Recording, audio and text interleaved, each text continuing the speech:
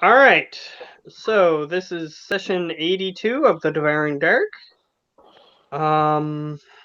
I forgot to post my stuff, but that'll be okay. This session, or last session, not too much happened. It was just discussing what we were doing in the month off, and we're gonna pick up during that time. Everybody is currently having an argument. So I would like to interject in this argument and tell Lucius that, and I'll actually tell the whole crowd that we shouldn't be spending our time fighting when there's so much work to be done there. We need food, water, and drinks. And we won't be implementing this for now, at least. It was just an idea, and I will start to pack the rest of the platinum that people haven't taken, and I will head towards the temple. Nobody took any of the platinum that was on the ground that Erosan threw. Well, then we have 500 more platinum for the World Bank. Adding that. Okay, so you guys leave. I assume it's both you and Lucius who are going to walk away? Yeah. I am also going to just say one thing to everybody. Okay. If not today, someday soon, somebody in power is going to start this. It is not a matter of, and I'll look towards Autoson, doing things for free or trying to take money from people. And then look back to the whole crowd, but trying to establish a society that we could all be proud of. The light that'll shine through the darkness. And then turn and walk off the tower. All right. Roll a persuasion check. First, roll a persuasion check. Survival is a part of getting the foundation. Yeah, we're walking away. Can you give me a luck or something? Well, did I help him? I don't know. My words. You just walked away, basically. Well, no, he also talked to the crowd. Yeah, he talked to the crowd, but he didn't say anything pertaining to what you said. Okay. I think he lost a whole lot of poor people. Well, that's all right. We'll just walk away. That's a shitty roll. Freaking ones. And since I got my new computer, I can actually load up a little quicker, so I actually see your roll. I didn't know you had a new computer. Curious now. I can send you the specs later if you're interested. However, with a natural 1, you actually lose a few people. However, you don't notice that because you're walking away. So the priest just looks at the two of them walking away, confused. If Erosan wishes to continue talking to this priest, he can. But for now, we're going to follow the other two because it seems like they have something immediate that they want to do. So. And Gio's gone anyway. Oh, he's back. No clue what happened there, but... Okay, I'm just going to repeat what I said since you dropped. Yeah. You can talk to the priest if you want, but first we're going to follow the other two for a second. Okay. So, other two, what are you doing immediately after you leave the crowd? Well, I will bring Lucius up to the crowd, and I will inform him a bit of what we talked about earlier before we started recording. Okay, just not rehash everything. Okay, yeah. That's fine. And then I will suggest that we start bringing in the people we need to do this, which I would imagine. I just go and just find a list that I wrote down somewhere, and I look at it. Let's start with the top name, and the top name I have here is Rayford, except the thieves, but they would probably listen to me. Yeah, they'll listen to you because they were part of your group. Yeah. So you want to start with who?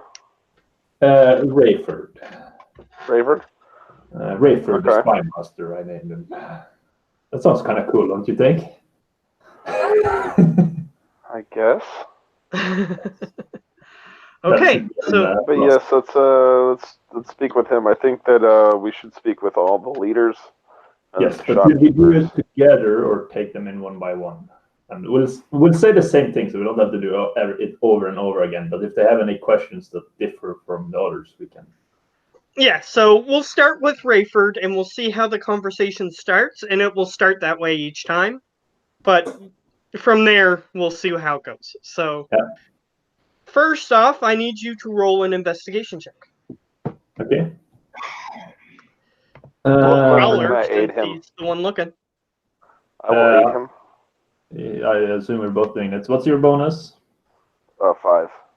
Okay, so it doesn't matter who wants to do it. Like, do you want to do it? And I can. Well, since you know the guy, I will aid you. Okay, that makes sense. a little more sense. Yeah, that does. You just had to think. All right, you do not find a tall gray man. Okay, I send word for him that we're looking for Rayford. Okay, Out fair to enough. guard. I assume Since you rolled a 19, I'll give that to you. That you were smart enough to send word for him instead. You see a dwarf approach you. Eventually. I look at him and I can make an insight to see if I can figure out if it's him. I would imagine it's him because I asked for him. Okay, go ahead. Make an insight. Sure. Can I also make an insight roll? Sure. So what the hell has happened to my sheet? Why is everything black? God, I can't answer that question right now. Yeah, you see it. He mentioned a doppelganger, which you could roll a nature check to see if your character is familiar with doppelgangers. Oh, cool. Yeah, you know what a doppelganger is. So you see this dwarf approach. So you're smart enough to maybe put 2 and 2 together, but you're not sure if this is a doppelganger. That's the problem with doppelgangers. All right. So yeah, I will just start assuming it's a doppelganger because I don't recognize the dwarf. I will just start I will start on complimenting Rayford on his beard. Looks great on you. He goes, this is just a guy I saw. And he changes back. And he is about a 7 foot tall. He looks kind of like what a gray alien would look like if it was 7 feet tall.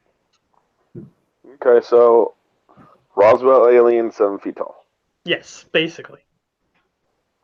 So if you have anything you would like to say, and meanwhile, just feel free to interject. I'll say the illusion, and then I'll start talking to Rayford. All right. And I will tell him, well, how was things before this shadow came? How did people treat you doppelgangers? Was it all right, or? Well, as long as we remained changed, we were fine. So yeah, doesn't seem like it was that great back in the day, does it? Well, we got by. But I bet you wish you got by even better in the future. Well, I suppose that's the same for anybody. It is, which is why me and Lucian have been talking. And we would like your counsel as well, because we do recognize your value in our camp. You and all of your troops, doppelgangers. He just bows slightly. And I wanted to introduce an idea for you. We have gotten plenty of gold, of platinum, of copper in the plane of air that we took away from the shadow. And we wanted to try out using it, getting an economy back up and running. But in this new economy, people are going to assume the worst, as they are being misled by the city priest. I'm sure you've heard of them. The same ones that would likely hunt down anything different from themselves. As Just they a have second, in the guys. past. As they have in the past, yeah.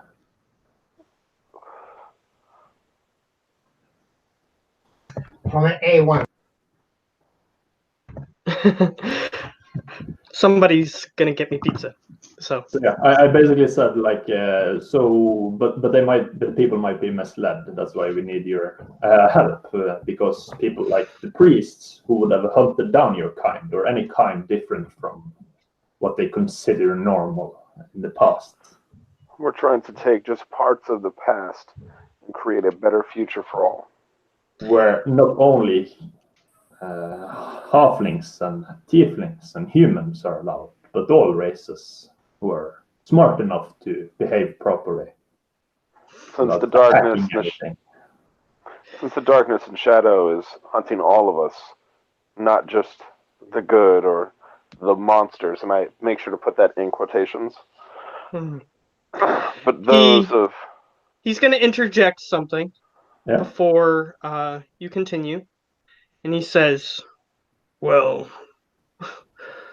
I don't know about the rest of my kind that were here with me, but most of us are thieves and bandits." But we're saying you won't have to be thieves and bandits in this new world. well, I'll kind of tap Howler a little bit. Well, we can use the skills that you acquire doing that for a better purpose. And okay, so he hears you. So now you can roll. First, I need you to roll a d20. Just a Both of d20. us No, one of you. You seem to can have do it. better luck on the rolls than me. So Okay, I can do it. Fine. Yeah, that's true. All right. Yeah. And I need you to roll a persuasion check. Okay, that I can do. yeah, you're gonna have a better persuasion than me. I am aiding him. Actually, I don't think it's based on that roll. I need to revise. It's a deception check. Deception check. Yes, Okay, because of what you said, 23. which is even higher, so it doesn't matter. But that's okay. He goes, "But I've interacted with most of the priests here. I don't entirely know why they would deceive me, but I'm trusting you for the moment that there is some misinformation going around." Yes, they have started to try and misinform about our intentions. Me and Lucius only have the best intentions for the temple, as I'm sure you have learned by now. Well, you seem to be trying when you're here. And when I'm not here, I'm trying even harder with my life at stake. Well, I haven't seen it with my own eyes, but you seem trustworthy for the moment. But yes, I would like. He's on your side, basically. You've succeeded. So what do you want to tell him? Yeah, I'm just telling him that we're starting off with the idea, like we're gonna start paying people, including the doppelgangers. It will begin just as a symbolic sum, but we will set prices for like food and water, but cheap enough so that your payment should provide you with all of that. So, like at first, we want to get the leaders on board so they can get their people on board. Then we're going to go to the shopkeepers and we're going to get all them on board with the price fix. And then we're going to try and start organizing the different groups in the camp to actually work together and get more done. Yes. Okay. He goes, Which, of course, with their, I want to get to the point I was making with their natural skill. You guys would make excellent spies. And if any of you could help further our case, it would be much appreciated. Not that I would force you to do so. you rolled high enough to have succeeded in convincing him. So he goes, "Well, I don't see much use for money in the apocalypse, but if you do get something up and running, such as a leadership position, that sort of thing." Oh, and Trust me, we'll be spending our own money into this, money that we have nearly died to get our hands on from the shadow. But we wish to share and potentially trade with other settlements such as ourselves in the future. I've seen more than one city fall to anarchy. So I'm not sure how well this is going to work, but I'll trust you for now.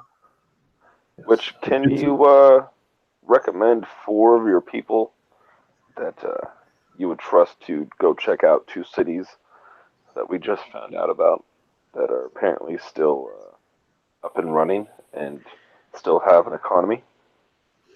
Well, if you can provide us a relatively safe route to get there, sure. Okay. So, which cities are you referring to? The plane of air and underground, or? Well, no. Well, out of game real quick. Remember Matt mentioning when we were talking to somebody that they said that there were 2 settlements, like 2 cities or something, that were still up and running. Yeah, that had. And one is underground here, and the other one is in Plaza della Montagna. So that's quite far. Is that the only 2? Yeah, that I've been in. Yeah. Those are pretty much the only 2 cities that he's been to.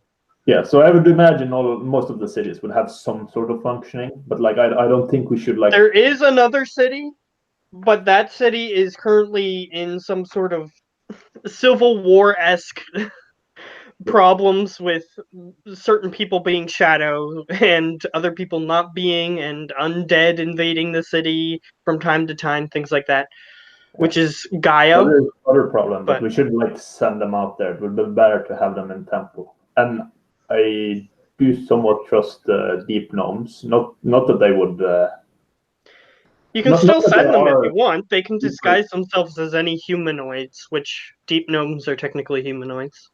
It's not that I distrust the deep gnomes, but I don't see why they would go out and hide stuff from us. It's basically we come down there with money and we can buy stuff from them. Yeah. Okay. Well, then instead of that, we take 2 and send them down to where the Duergar are, and they are eyes and ears with the king, and try to get themselves into positions. And then the other 2 go to the plane of air, where they've just established a safe zone, and they can keep eyes and ears on that situation. And if it becomes where we can start maybe doing trade. That might be a good idea, but if that's the case, then we should rather send them with our ambassadors and pull a story where we found 2 Durgars. If we want to risk that, because he might be pretty upset if we were to spy on him. That's why I want to just send the 2 in as regular commoners. They can get an idea of the lay of the land, and then because they can just change their shape, they could potentially find 2 individuals that are low in the court but on their way up. Take them out, replace them, and then continue to rise up. I would against taking them out just like that. That could have potentially. We can have them establish enough background story where they can have a small retinue come in with the rest of the shape changers as the personal guard, get them in, and then they slowly just filter out and get lost on different missions. It would have to be something to discuss, but I don't think we should rush this. Not the Duergar, but we can at least send the 2 to the plane of air. We should have eyes and ears. Doesn't sound evil or anything. We're not saying that. We're talking if thieves can't next to each other. Just give us 1 second. Yeah, you're not there, Edo-san. To be fair. Yeah, I'm just saying, sorry. And then definitely doesn't sound evil. I will turn back to the shape changer and just if you can send 2 of your best to the plane of air for the moment. If you can find us a way to get there. I've been through the portal before.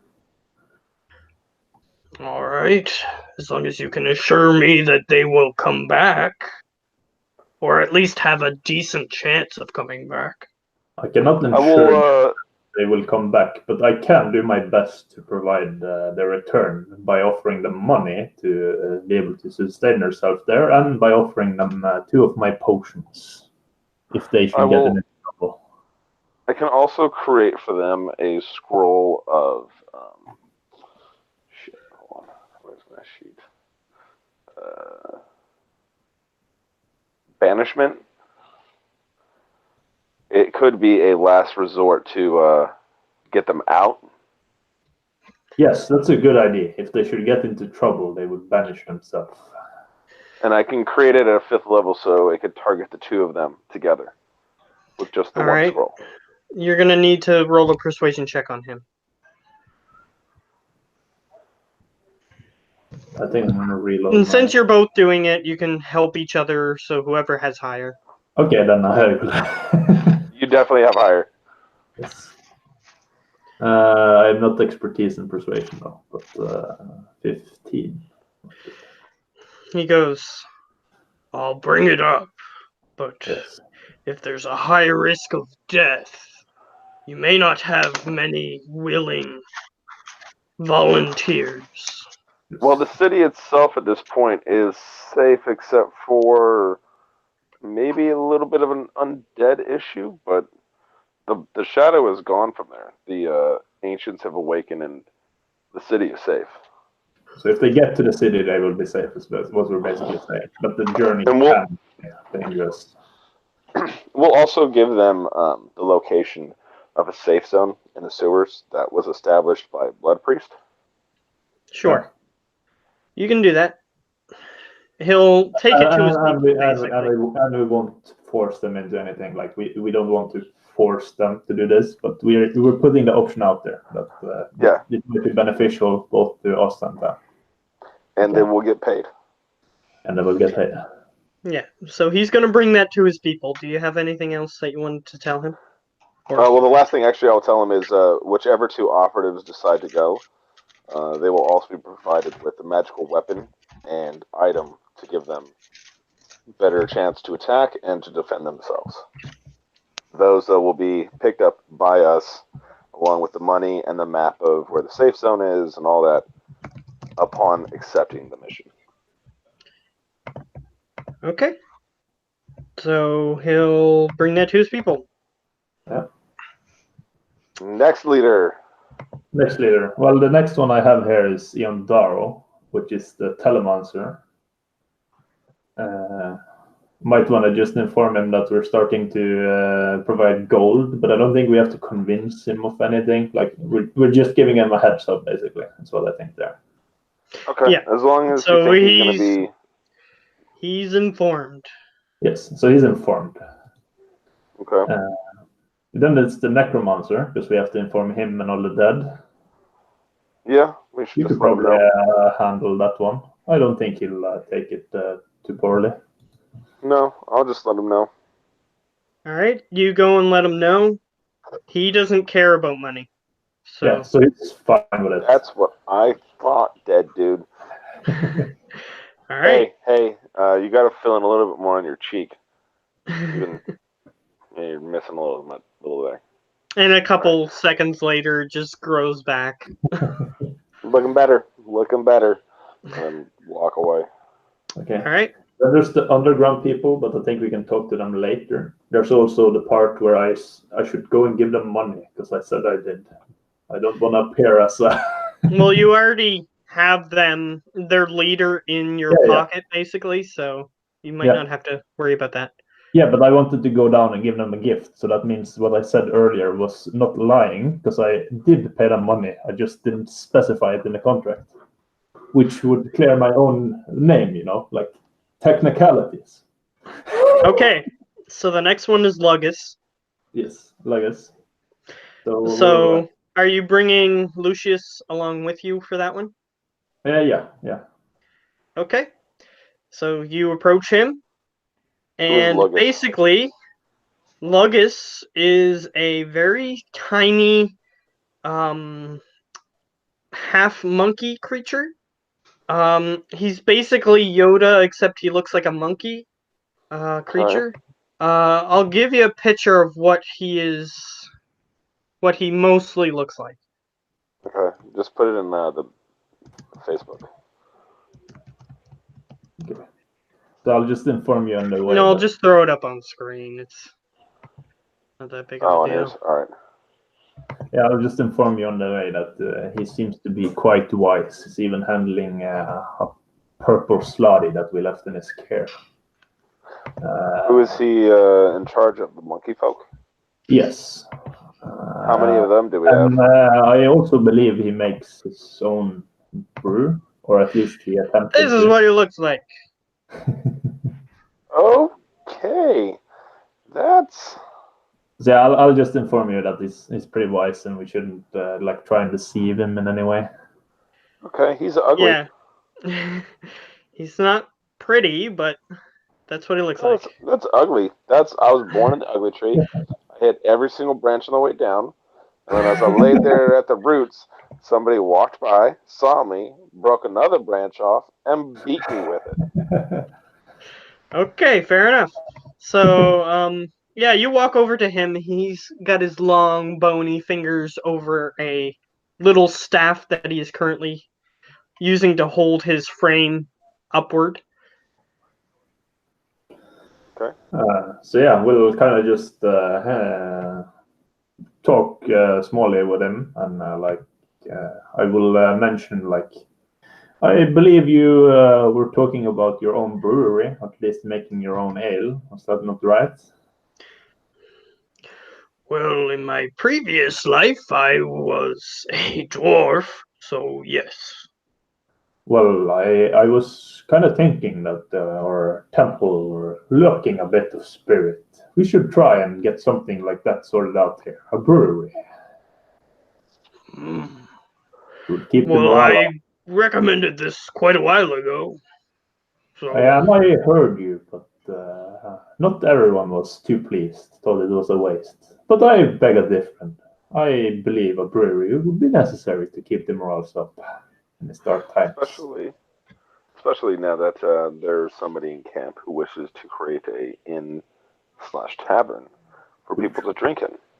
We could We will cooperate. need fine spirits and beers to alleviate the people. Interesting. But in order for this to work, we need some sort of payment structure. We can't just have one drunkard drink your whole supply. That would be foolish. Well, you could just simply ration it. That Yes, is but true.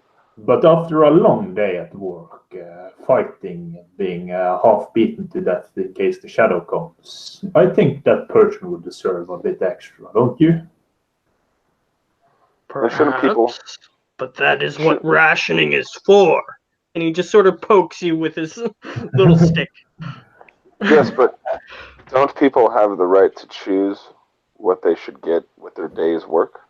If somebody Somebody wanted extra decides. drinks, but less clothing, fancy clothing, wouldn't that be a choice they would be allowed to make? This And- just sounds like society. Yes, which is what we're trying to get at. We wish to introduce paying all of your people, including you, for your work, which we do appreciate. I don't know how we would have gotten around these last attacks without your help. Well, us as monks, we do not prefer society. Tends to corrupt too easily. That is true, but it will only be a symbolic society. We will not hand out the large crates of gold. We will hand out the gold for each person, which they can procure their goods with, whether it be ale or it would be fancy clothing or it will be in weapons. Of course, we won't refuse anyone weapons to defend themselves. If you're in need, there will always be aid. But we wish a symbolic sum. Our bodies are our weapons. We do Yes. not need weapons. That's But why you should be able to get other goods, such as an extra ale. he seems to be considering. You can roll a persuasion check, since you are not deceiving him in any way. Persuasion. Ooh, 17. All right. He goes, no. You didn't roll high enough. Okay. Well, would you oppose this plan if we were to do it in the rest of the top, where the other people would appreciate If you were to set up a society, we would then have to have a monastery far away from the rest of you to remain separate. If you wish, you could set up your own little monastery here, and we could come to an arrangement. You will provide your services for us for free, and we will provide you with the food you need. That's the same as before. We usually ran ourselves off of donations from nearby settlements of Tabaxi. It is not safe to be outside these walls with a shadow. We must think of the times. I understand your knee-jerk reaction to just say no to anything that looks like society. Please, allow us a little bit of time to show you that we are not like those in the past. He sort of just puts his cane down next to him, and he just sort of looks like a little hunched over weird creature. And I need you to roll a perception check. Now, both of us, or Christ. If you want to see him, but he's not doing this to you, so it doesn't matter. I still want to see what he's doing. All right. So, Lucius, he's 1 second in front of you. The next second, you just hear what sounds like the grass moving, somebody stepping on grass, and you don't see him anymore. However, Howler, you see that he is standing right behind Lucius. Yeah, I'll just look behind at him and will say, I understand your talents, and I do wish to keep. Yeah, as you're talking to him, I need, well, actually, I don't need you to do anything. Because he is going to do something instead. Does 25 hit your armor class? It does. Alright. Whoops, I pressed the wrong thing. Okay. He deals you 25 damage by punching you in the back of the knee. Ooh, that's a nasty blow. Just straight up nasty. So, Lucius, he has punched you. Okay. Drop to a knee. You sort of just glance behind you and you see him just sort of standing behind you. And I need you to roll another perception check. Well, before this happens, can I talk to him? You try to, but he's not listening. Okay. Like what you were saying before, he just went ahead and punched him anyway. So, you roll a perception check. Yeah, he is nowhere to be seen. All right. You even look in front of you this time, and you don't see him. I'm going to. Am I allowed to say something, or is he going to continue to attack me? You can attempt to say something because technically you do get a turn before he attacks you again. So this is how you treat somebody who has come into your area in peace, just trying to speak. And you see him. They're Where's the little wisdom place. in? No, hold on, real quick. Where's the Okay. wisdom in that? Okay. Where's the harmony and peace?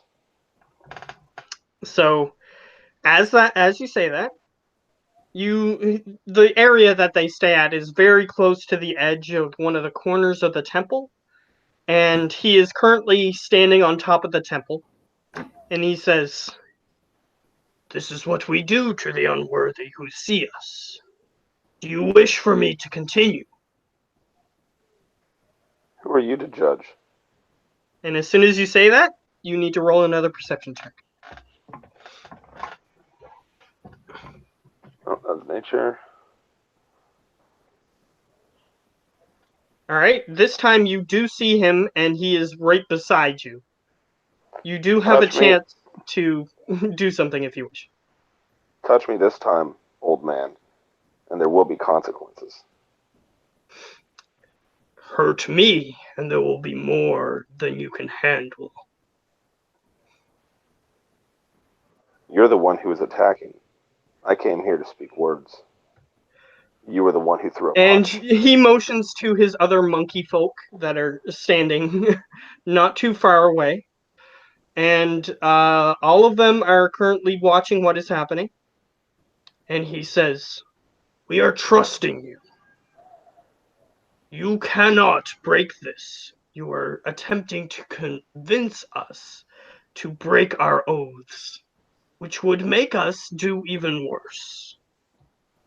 Well, We are if not. you would enlighten us, we have not studied and learned these oaths of yours. If we knew that would be breaking your oaths, we would have never asked. He goes on to describe that his race is something akin to lycanthropy, and if they do not remain calm and centered, then they basically fall into a bloodlust, which they don't stop killing until either they are knocked unconscious or everything around them is dead. Okay. And what And if breaks? they do not continue to control that, then it's just going to happen. So part of this is the society that you guys are talking about building. Like So if they were getting into the society, they would go crazy, basically, is what you're saying. Yes, like if they were to gamble, let's say, and Yeah. they lost a bunch of money, they would go uncontrollably angry and kill a bunch of people. Yes, which is why I wanted to suggest something to him. And I wanted to suggest, while it seems like this would be a terrible idea for you, I don't see why we can't come to an arrangement that will work for both of us. We keep the arrangement we have. You keep do your scout work and all the fine work you've been doing, which we couldn't have done without. I much appreciate it. And you keep getting the same services from us, whether it be food, water, whatever it might be you need, or just Clothing, weapons. or just the safety of our larger pack. And when we have been able to defeat the shadow, if you feel that it is better for you to go build a monastery away from the city that we are trying to establish with these people, We will even we will, help. Yeah. yes, and continue to give you food and water, because that's the society we are trying to build, But not one that just attacks. not all of us are like that way. Not all of us would spend our time meditating and go on a rampage if we failed. Some of us would like the stability it offers. All right. Based on what has been said, I need Lucius without the aid of Howler, because he is not happy with Lucius, to make a persuasion check. Oh, this is gonna go fucking horrible. Yeah, fucking horrible. Jesus. He goes, "Howler, do not bring this one back." And he begins to just walk away. Yes, I respect your wishes, and I will knock out and whisper, well, that went horrible. The little monkey has a temper issue, and I make sure to say it loud enough for him to hear as I walk And he out. says, "That's why we meditate." And he walks away. I actually kind of laugh at that. And the yeah. rest of the monkey people move to a different section of the area until Yeah. he is far away. Yeah, that's fine. You knew that was gonna fail, right, Matt? Like with how I'm rolling today. You had a chance. I mean, you have a No. +5. I know, but how I'm rolling today, there is no. Well, That's why technically, I'm it's trying just a to random avoid the number rolls. generator, so you had an Oh, equal let's see what chance to happens again. succeed there as you did anywhere else. Cool. See?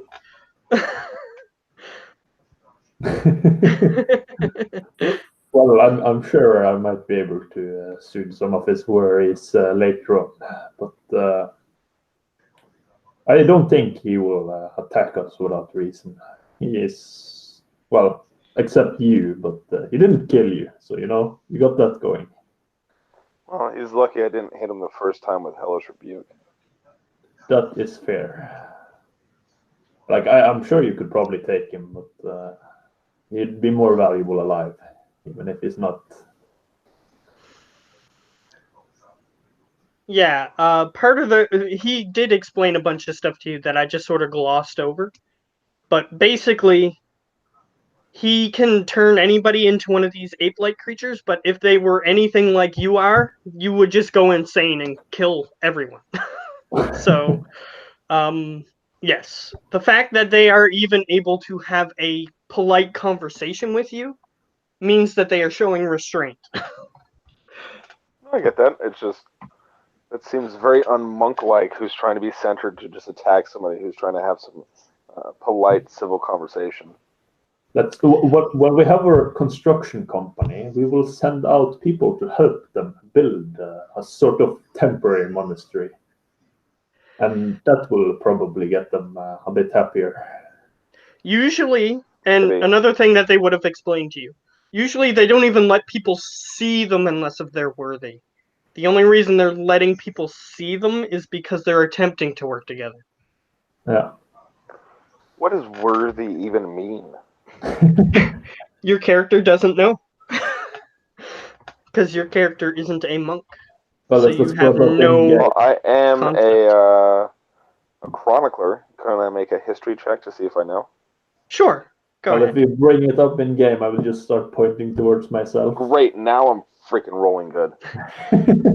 Well, you're a chronicler. Of course you succeed. Um,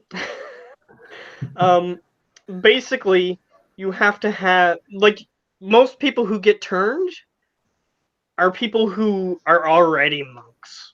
They have a sense of being able to control their urges. Um, they're not people who give in to their desires easily. Plus, they have to be good at perceiving, which is a thing that you're not entirely good at. I did show restraint. I didn't immediately try to smack him down after that first hit. I feel that was a little worthy. Perhaps you can try to prove yourself to him, but the fact that you're trying to convince him into a society in such a devious-looking way, he does have tieflings among his ranks, so it's not that you're a tiefling. It's Well, that you were trying to convince him using silver-tongued words, and he doesn't like that very much. The only reason he's allowing Howler is because Howler has proven himself already to him that he can do other things other than And silver. Oh. yeah. okay. So. Next person on the list. Then we have Rock Thrower, the person I put in charge of getting water. He has quite a large water jug, and he's happy to share with everyone. Okay. All right. Is he in So charge of as you all the water approach, gatherers? him, you see a big green guy, which I will whisper to you. He's not very smart. Just be nice. Okay. yeah, you see a stereotypical troll with dreadlocks and everything. He's Do we got have a even lot of like trolls? huge warts all over his body. And he has long hands with claws. But he also has what looks like a weird implement made out of some sort of black metal on his back, which is also has a what looks almost like a wicker basket connected to it. And He's currently detached the wicker basket and is pouring water into somebody's implement to carry water with, and they're walking away happily because they have some water. And he puts it back on his back as you guys approach. Okay. So I So will. I kind of stop you real quick, and I'm like, before we fully approach. So is he in charge of all of the water gatherers? Well, not really. He's just the largest one, and he's quite nice. I think the people around here like him, the ones who've interacted with him. The ones who haven't probably is scared of him, but he's a large. So he's actually the first of the shopkeepers we're basically talking to. Well, sort of. Yes. He brings in a lot of water. We just have to convince him to take shiny coins for water. Okay. I'm going to take your lead. Yeah, okay. So, yes. This is, we're going to approach Rocket Thrower. And I will greet him. Hello there, Rocket Thrower. It's been quite a while. I've missed you on my journeys. Small friend. Hello. I miss my other friend. So you mean Jaden, the large metal friend? He went away. Yes, I know. I've been doing my best looking for him, and I will keep doing so. I'm confident that I will be able to find our friend. Okay. But it might be a little while. The shadow probably has him somewhere, but I'll find him. So the angry people have him? Yes, I think so. But don't worry, I will do my best to save him. Okay. I could also make you a new friend. He looks at you and he says, "Why is scary man talking?" Well, he's not so scary once you know him. But he is also one of my friends, like Jaden. Hello. But he's scary. Yes, I know. But some people are scared of you too, aren't they? Yeah, but I'm nice. Yeah, I know. I'm nice too. He just looks at you, and you do see that his expression slightly changes to an expression of fear every time he glances at you. And then he just looks back at Howler. Why are you afraid of a tiefling? You're the bad man. How am I the bad man? Well, you're one of the bad men, not all of the bad men. How am I one of the bad men? What have I done to you? Well, they attack my home. And your home is in Locardia, right? Yeah, and he's pointed out on the map before. He's from a large volcano. Yes. That is under the rule of the Ordning. Yes. Which is the Order of Giants. Which is why I want to say, but we have plans to one day set out and rescue your village from the bad man. But he is not one of them. He is like you. Many people look at him as a bad man, but he is nice. Well, not the new bad man. He's one of the other bad men that I had to fight. But this one you don't have to fight. I'm not trying to fight with you. I just offered to make you a new friend too.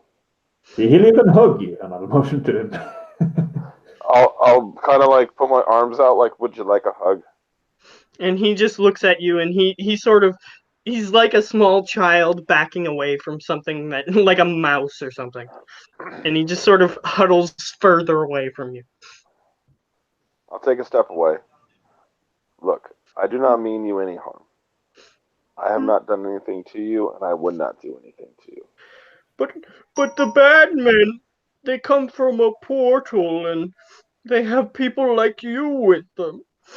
Yes, but they are different. Do you remember they had larger horns? They looked more scary, and some of them were burning. Well, some of them were more scary, but some of them looked like him. You see, my ancestors, a long time ago, one of them got raped by one of those things, by one of those devils or demons. And That's then not very nice. it isn't. And then through the generations, we are born like this. The characteristics left over from that coupling. I do not mean you any harm. I do not work with them. Okay. It's He, just it's just like when people are scared of you, but you are really nice. yeah, but I'm real nice. You I are. try to be. And you do seem like a really nice troll. Yeah. Yeah, people think I'm bad because I'm a troll. See? But That's not right. And it's the same with me. I don't mean you any harm, and you shouldn't think bad of me just because I look like a tiefling. Okay. But what did you Would you want? would you like a hug? No. Okay. Would you like a hug from Howler? He's like, maybe. All right, Howler, go give him a quick hug. I'm a bit reluctant, but I will cave in and give him a hug. Like I just He is look at very stinky. yes, So you go around like one of his calves, right? Like you can barely fit around a yeah. calf. You're like on his foot a little bit, and you're Yeah, still like, and ugh. he like pats you on the head a little bit too hard, but he D4 pats you on damage. the head. I will just send a message to you as this is happening. I guess this is payback for the Lehman, huh? Yeah. Uh-huh. Like if you weren't a seasoned warrior of sorts, your neck might have been sore for the next couple weeks. Yeah. Okay, but anyways, I will then proceed to tell him why we're here. Well, you see, you have seen this shiny money before, right? And I will show him a silver. And he goes, "Yeah, well, the big men always take my money."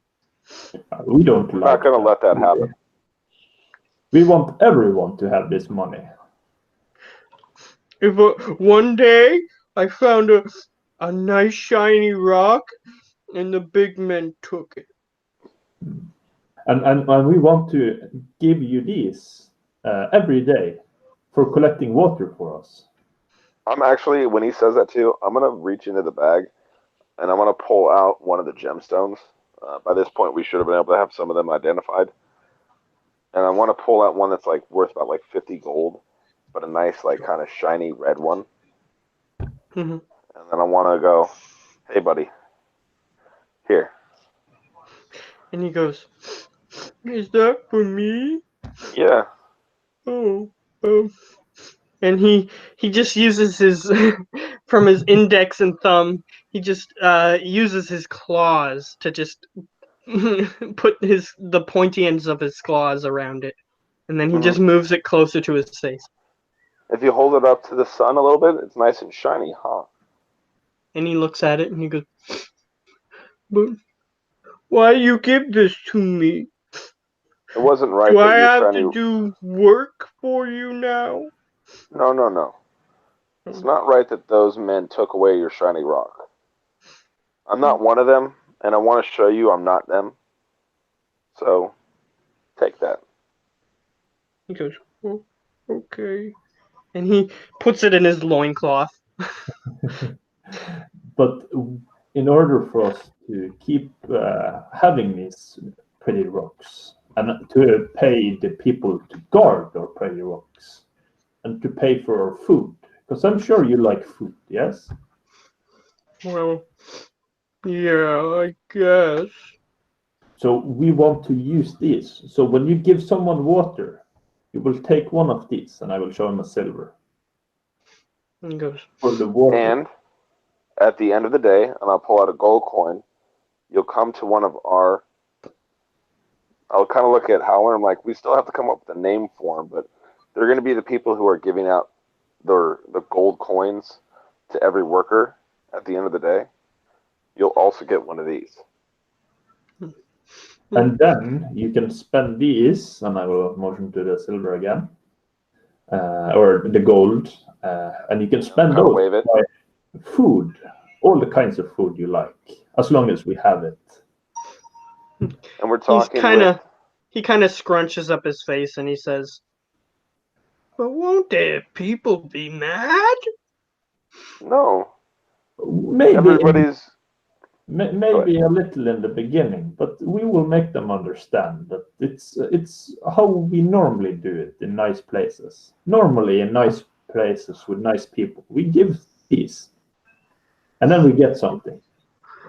But so there's not gonna be big men to take my money? no. We're actually going to have big men here to make sure nobody takes people's money. Me and Lucian will give the big man some of these, so that they can protect yours. And I will motion to the silver and gold that he might get, so that people will get this just to protect his version of this. It's like talking to a child, basically. So we're putting it pretty He simple. says, "But why don't you have big men to take my money?" Well, that's Because not nice. that's your Well, money. You did the work going out and getting that water and coming in and filling everybody's jugs. and then You you can deserve to spend get that and keep it. But the big men deserve the money because they're bigger. No. That's not how society works, buddy. That's what we want to stop, because that's not very nice, right? Just so you guys are clear, he's talking about the ordning, which is the bigger the giant is, the higher on the hierarchy they are. Yeah, we're just trying to say it's not nice. Wouldn't you rather have some on your own? Yeah, I'm just letting you know that that's the reason why he's confused. Yeah, Because he was raised under the ordning. yeah.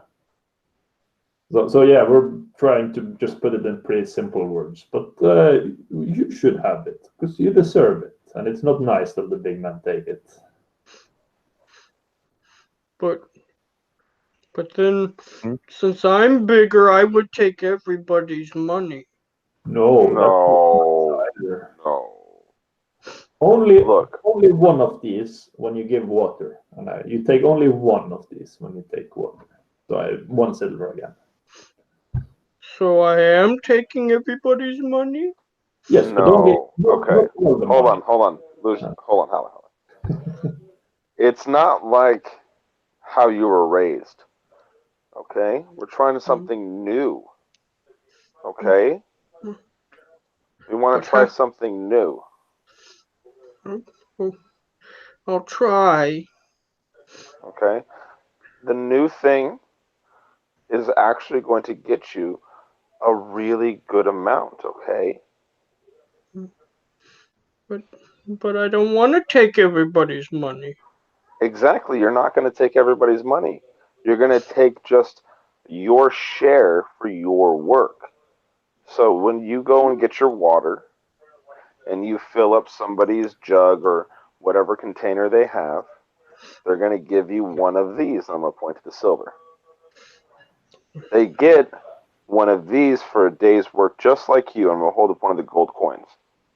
And I'm going to reach in my bag. I'm going to pull out 10 silver, which one of these is 10 of these.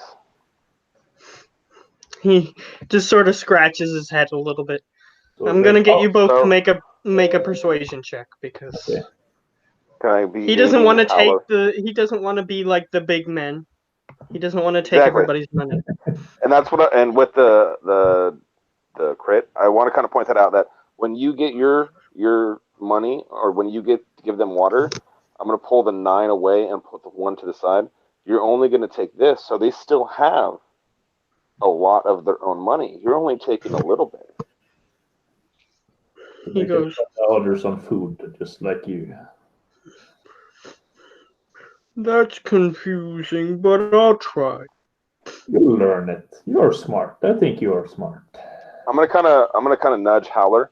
Do you think if we give you a friend that could help you with the gathering that might help you out? Is he gonna be bigger than me? No. Because I'd feel bad telling someone what to do if they're bigger. No, it won't be somebody bigger than you. Okay. All right, we'll find somebody and we'll introduce them to you, and we'll make sure that you don't get confused. Okay? Okay. All right. Do I have to do that now? No, not yet. We'll let you know when it's gonna happen. You can 'Cause- wait. We will find a friend that can help Because you. I'm too scared to do it now.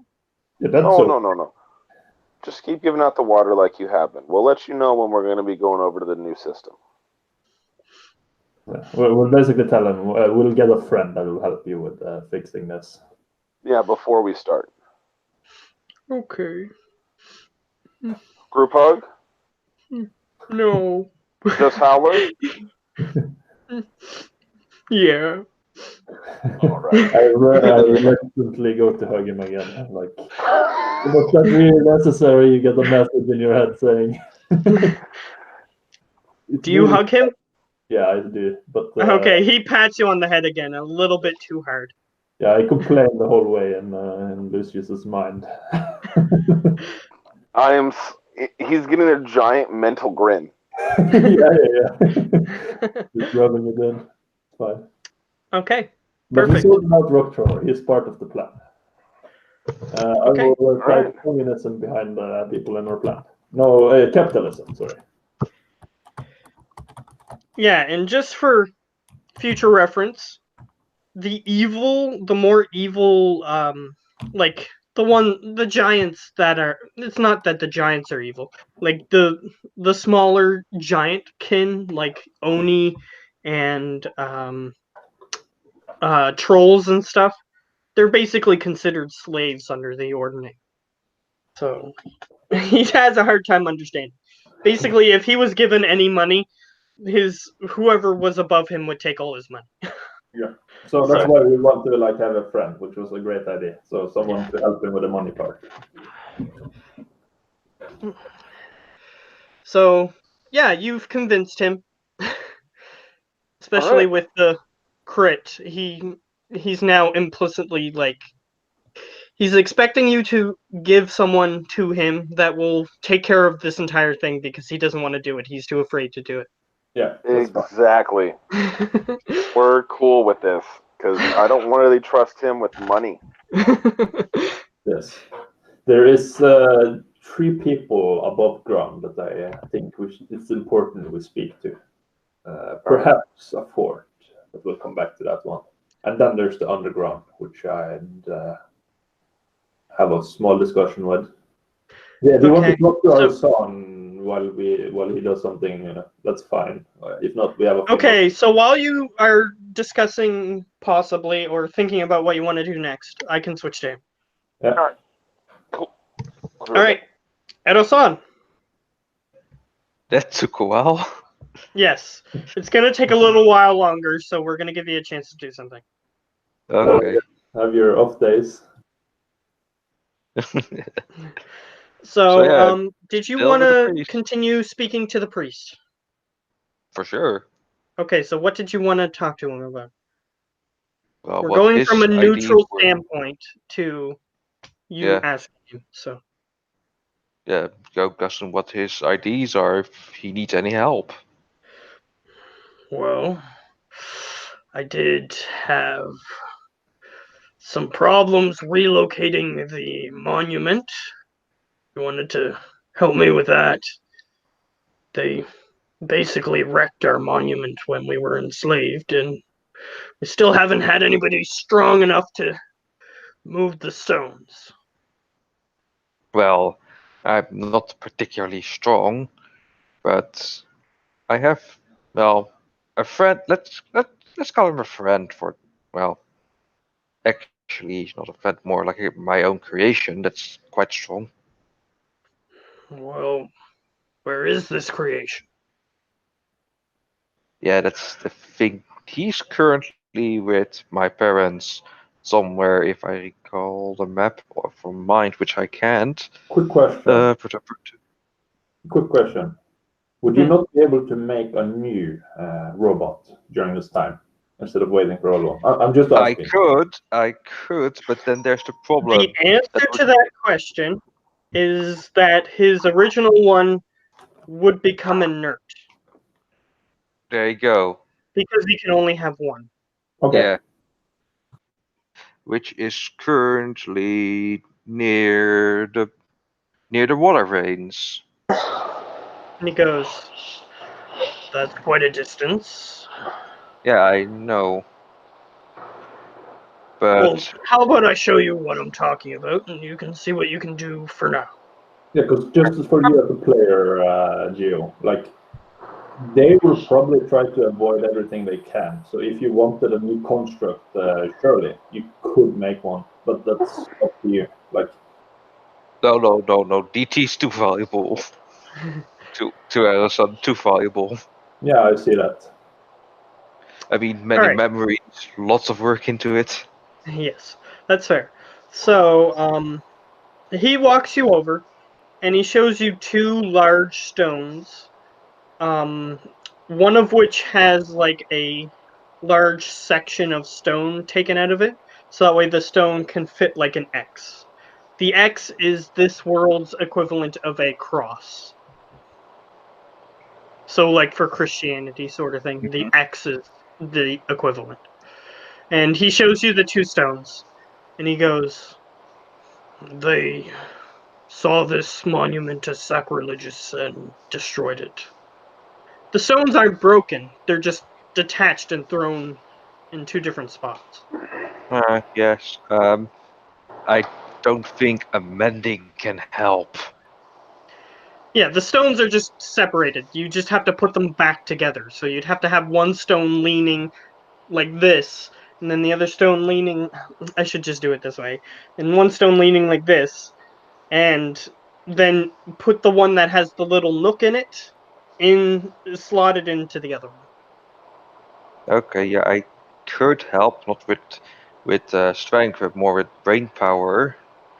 How many people can help you out currently?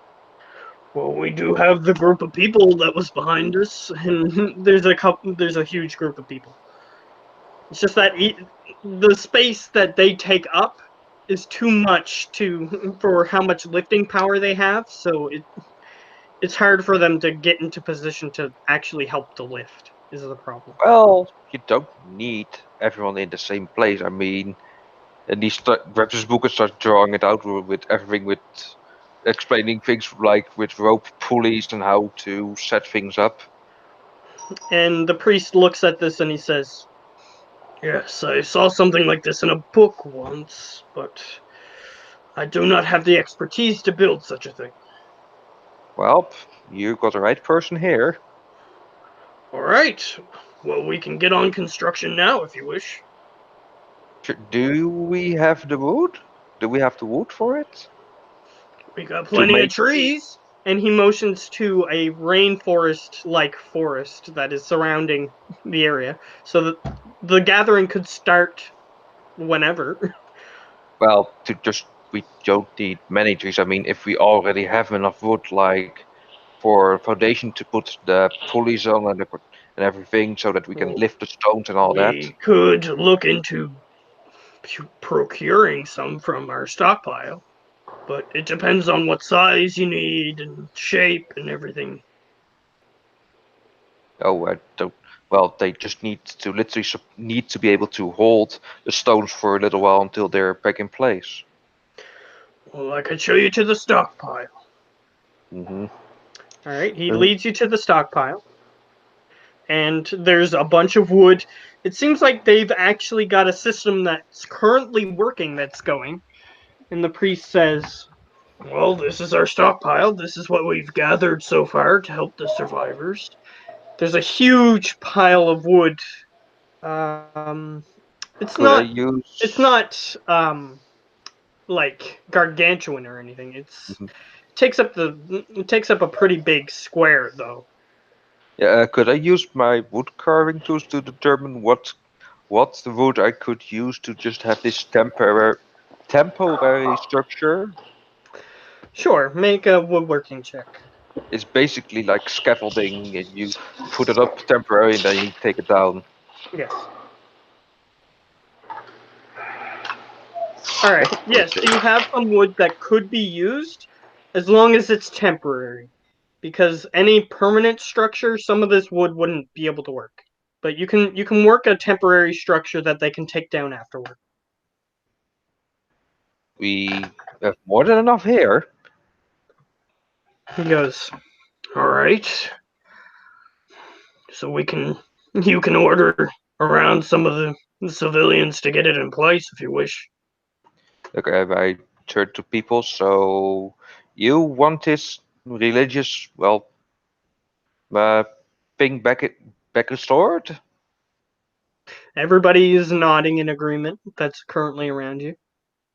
Well, I'm gonna need your help for this one, because all this wood will be used for a temporary structure so that we can lift the stones and put them back in place. They nod. They seem to understand the concept that you're going for, but they don't they don't know where to put everything. So they're waiting for you to tell them where to put everything. And I will And be guiding. we can skip Yeah, that, but if you yeah, want to do that, you can do that. yeah. He's going to guide everyone where to put things out. He will also help how to fasten it, and then once it's set, then we'll start instructing how to set up. Well, start helping with putting the things back together. Okay. So you build a temporary structure, and I'll say that that wood carver's uh, skill check will count towards it. Um, and you build a temporary structure. Um, however, do you need any other materials other than wood? I need a few pulleys, like I said. Okay, so you're gonna need someone who's gonna be able to make those for you, I which there. you know some people who might, and you can do it yourself if you wish, because those are made out of metal, of course. They're not made out of wood. Um, and I assume you're gonna need ropes, but you might have some ropes.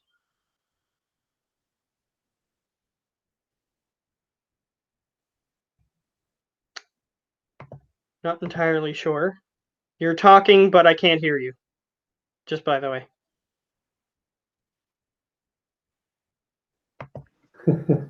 That's typical. How about now? Now it's good. Okay. Yeah, what I was saying, I dare bet that there is rope and pulleys available, since, well, the buildings do need them to be set up for that. Actually, they were built entirely by human power only. Oh, People were okay. lifting stones into place. Okay. The temporary structures are done, but yeah, I do need some pulleys, because if I were to put the ropes on now, then we still would be just using the same strength, but then all on one rope, which wouldn't be helpful. With pulleys, you can, well, make things easier. So I'm gonna ask a few friends to, well, make a few proper ones with the help of them. Alright? I'll say that they can make you some basic ones without even rolling. And I'll say that you Mhm. make them in the time that they are building the structure that you needed built. Yeah. So, yeah, and I'm pretty sure at least one of your party members would have had rope that you could use. And you Yeah, I probably have mean, some rope. I've also my own rope 50 feet, and I think we're gonna use less with pulling that thing up. Yeah, but you can still use the 50-foot rope. It'll work. Yeah. You don't need to cut it into pieces or anything. Yeah, I'm gonna Um, use the full length of the rope, just that I don't have to cut it. yeah. So, I'm gonna get you to. I don't know what would be the best thing. I'm gonna get you to. What's your charisma? Your charisma Zero. bonus. Zero. 0? Okay. I'm gonna get you to roll a d20. Just a d20. Okay, then I can straight up roll, just click charisma because it's a 0.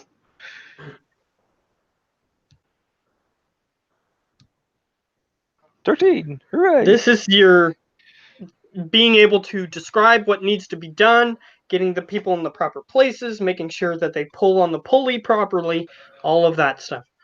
So you manage to get it into place, and it's at least the X is at least staying in place for now. So you managed to succeed. So that was a lot of work, and now the deconstructing of the temporary structure. Yeah, the people start disassembling it right away. And the priest walks over and he starts he has a bag on his side, and he opens the bag and he takes out a couple of candles and he places them in front of the structure that you just put back together. And he kneels down in front of it. He's not praying or anything, he's just kneeling down in front of it. The Ersa walks up and asks, "Do you need to have those candles lit?" Well, eventually, but not right now. These are for those who wish to memorialize anybody that is lost. Well, there does need to be a candle that needs to light the other candles, right? Oh, I can take care of that. And he opens his bag and he takes out a tinder box. No, no, no, no, I can do that. Ersa just holds a candle, snaps his finger, just a firebolt, a very small firebolt to light the candle. I'll allow it. And he goes, "Thank you. That is appreciated." And he just places it down. I mean, if money is worthless, why would I ask for anything? Oh, don't worry about it. Oh. And he just sort of sits in front of it. Ersa just watches and just says, "I tried my best I could with, well, setting up the X, but I think it still needs a bit of fixing, but it's sturdy enough for now." Yes, I see this. But perhaps someone stronger will come along and help us with this. I would ask that big green guy, but I'm not sure he would understand the concept of what we were trying to do. Oh, well, I have worked with, well, people let's say less smart, so I could perhaps explain it to him. Perhaps. And he just sort of is sitting there in front of it still. Seems to Ersan be just contemplating something. Yeah, Ersan just pats him on the shoulder, then well goes off to the green guy All right, to get him to help out. here's what's going to happen. The both of you are going to slightly encounter each other. As they're walking away from their encounter with Rockthrower, you are approaching, so you see them walking away from him. Oh boy. So just walk up to Rocktor and says, "Hello, big guy." Rocktor, was it right? He goes, "Yeah. Well, what do you need, uh, Elfie?" Yes, I know I'm an elfie. Some people, well, could use your strength. Just because something isn't not very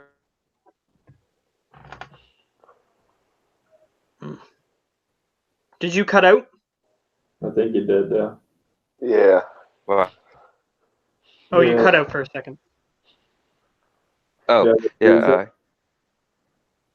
Go ahead. I told him like people need your strength because something isn't very stable right now, and well, your strength is very useful to make it stable again. He goes, "But are you going to be giving me shinies?" Shinies. And he reaches in his loincloth and he takes out the little red thing that they gave him, which is a ruby.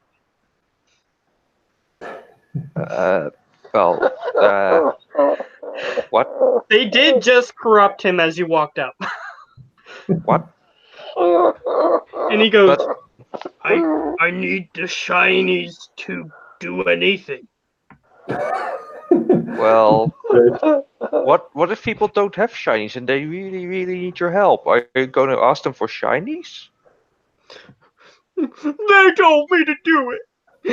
And he points to them as they're walking away. Hold on. At this point, I'll kind of like tap your shoulder and be like, "Should we intervene on this?" Yeah, you're close enough. You hear him saying that. Maybe. Because he's not quiet. He's All right, come on. unrestrained and loud. Let's walk up, and we'll walk up. Look, Tower, it's Elsa allowed just to. sighs and like, well, you can. When you see the people can't pay for something very, very simple to do, you don't have to ask for shiny. All right, So, and as he finishes saying that, you two approach. yes, Tower. I agree. We weren't starting yet. And if it's something small like helping a statue, I'm sure it's not too much trouble for you, is it? If you want to be nice and help them, I told you I didn't want to do it. we'll find Remember, you. Rock Thrower? We're not doing it until we meet up with the new friend.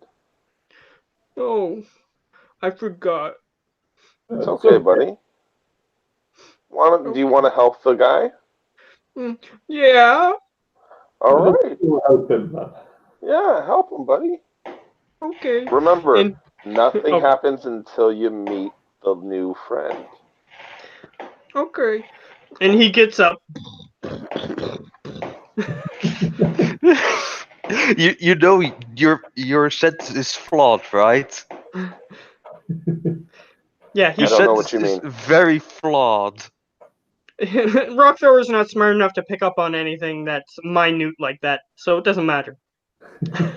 He doesn't know what specific new friend you mean. So That's the fair. priest could be the new friend. No, it's the That's new friend that we introduce. Yes.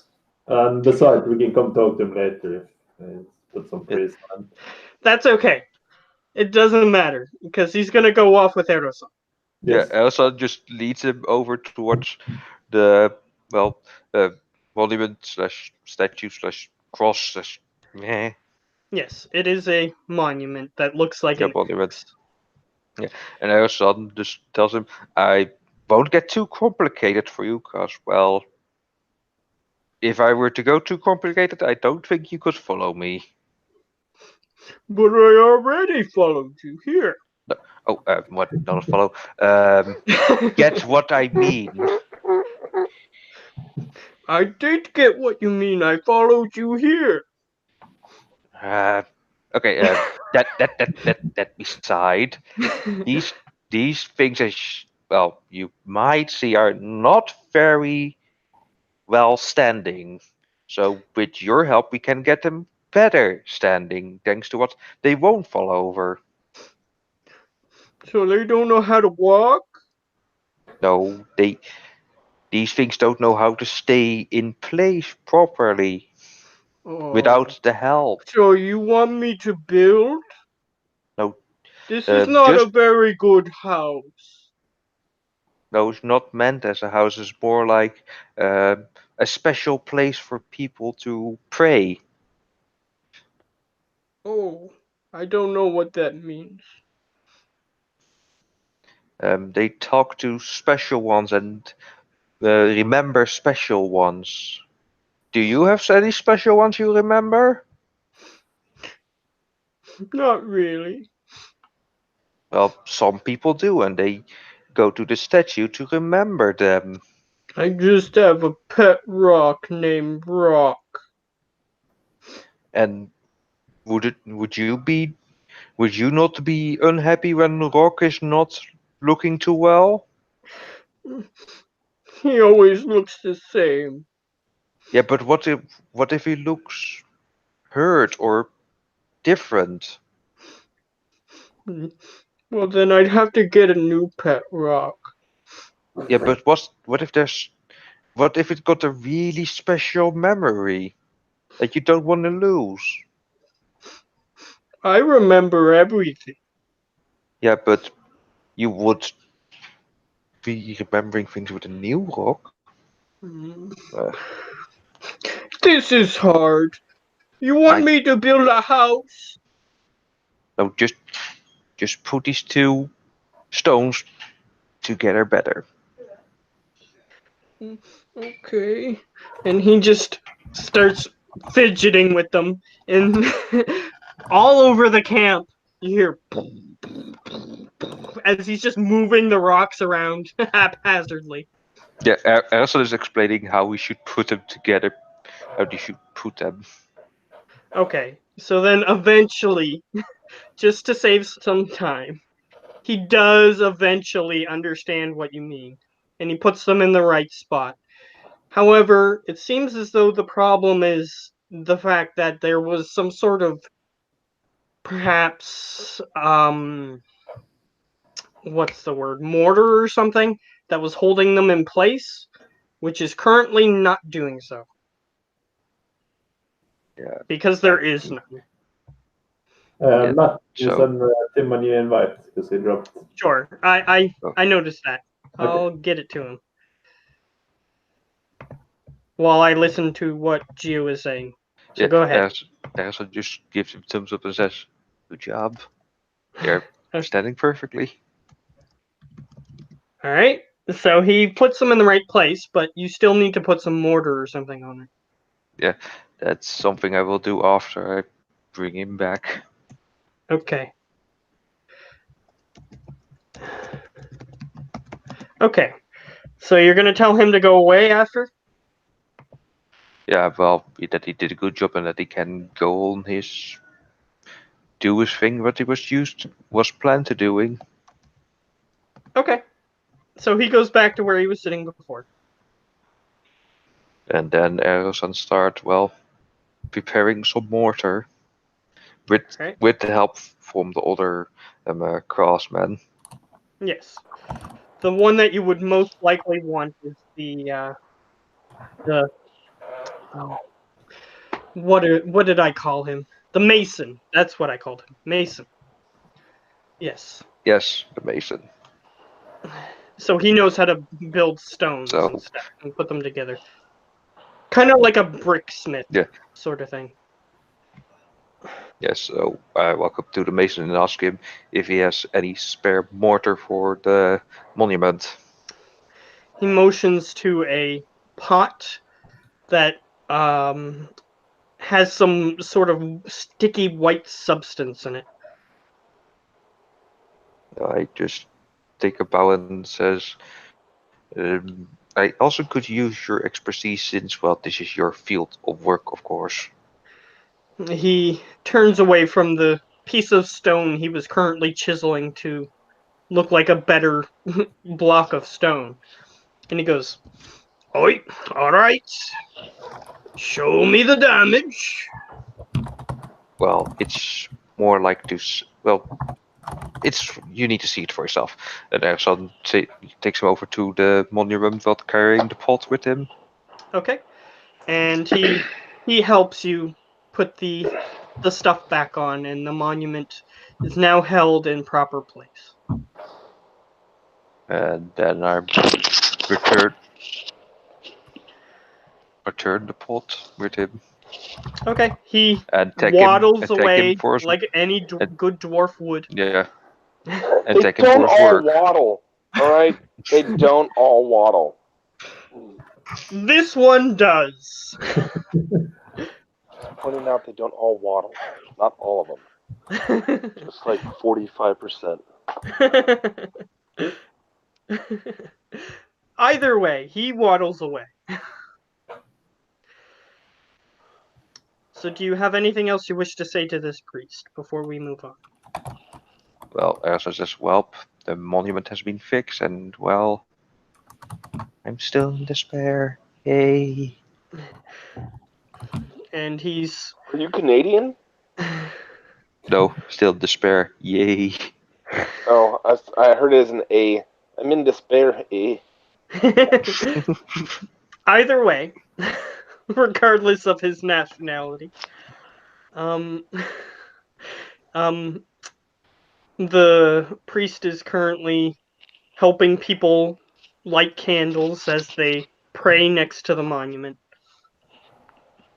So unless if you have anything important to tell him. Just to catch this straight, he's lighting candles on the ground, right? Well, there's a little stone dais Yes.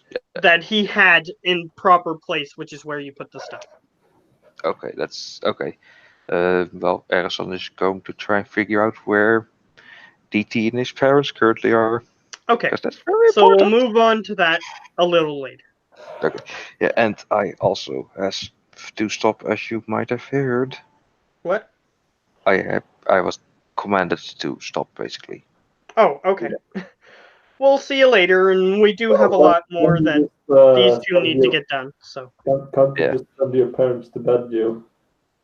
What? Just tell your parents, go sleep. I'm busy. I don't have time for you. Yeah, that's not how they work.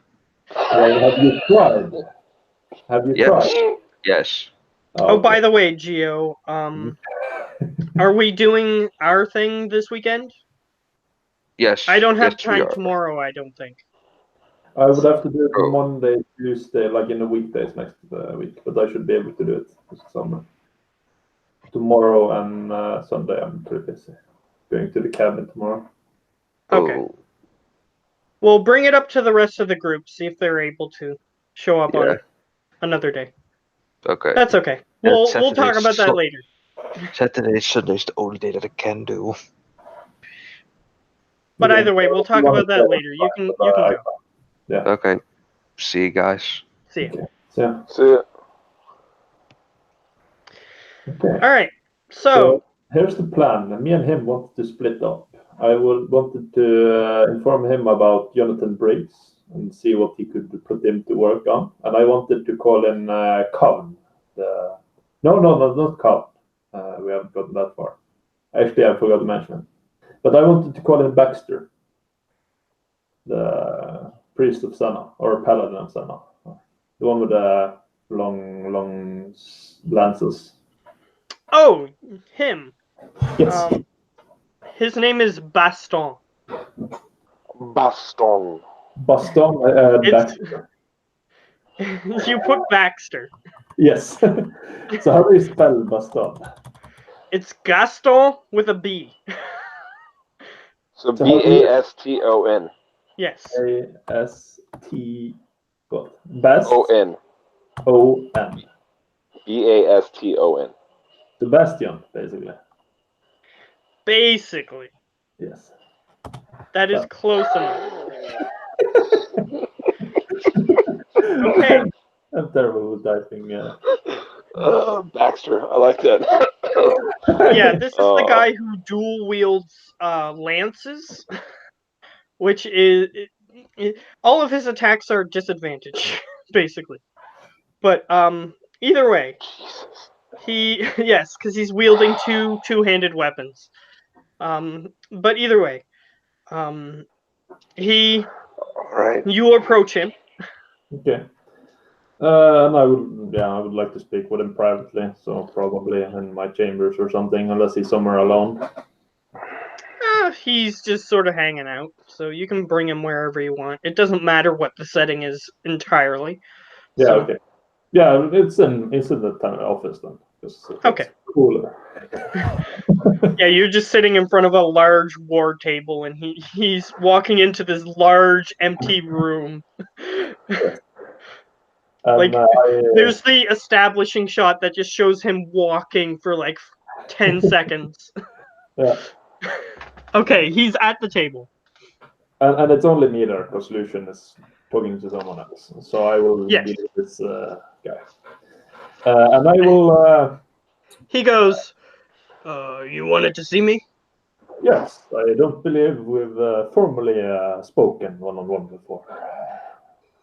Maybe not one-on-one, but does that really matter?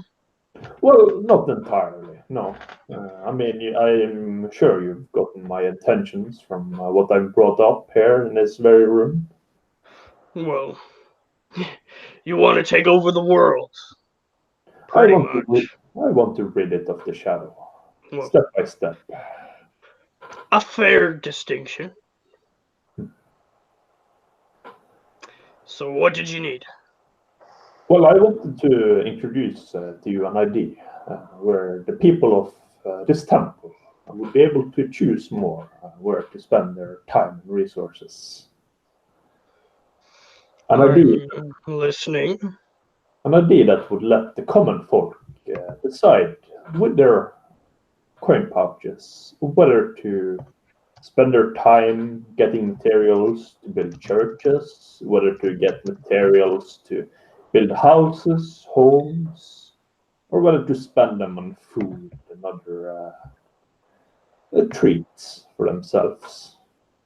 That's why I wanted to start to pay everyone in this town equally, 1 gold piece per day, which would then be possibly used for donations to the church, if that's what someone is interested in.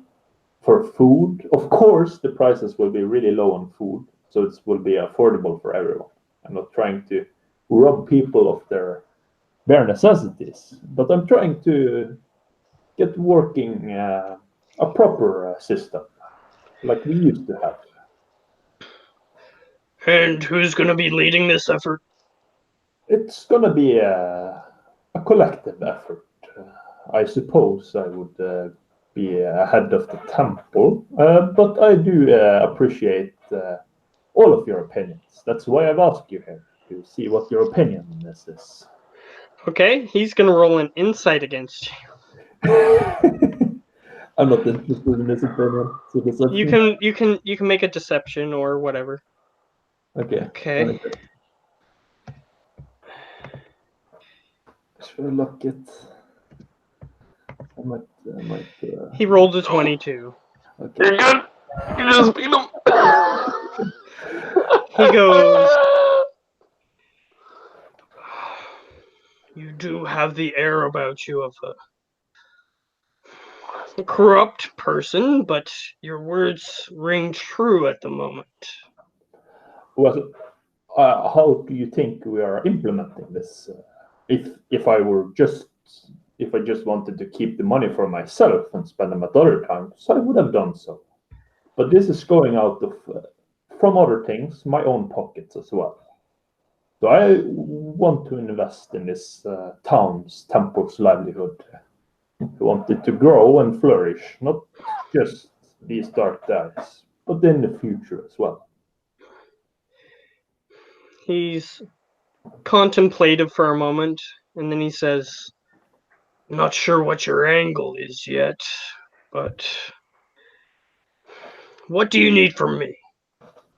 Well, to be honest, I would not like to start any more struggles or fights, and I would want all of my leaders on the same page. And I do see you as one of them.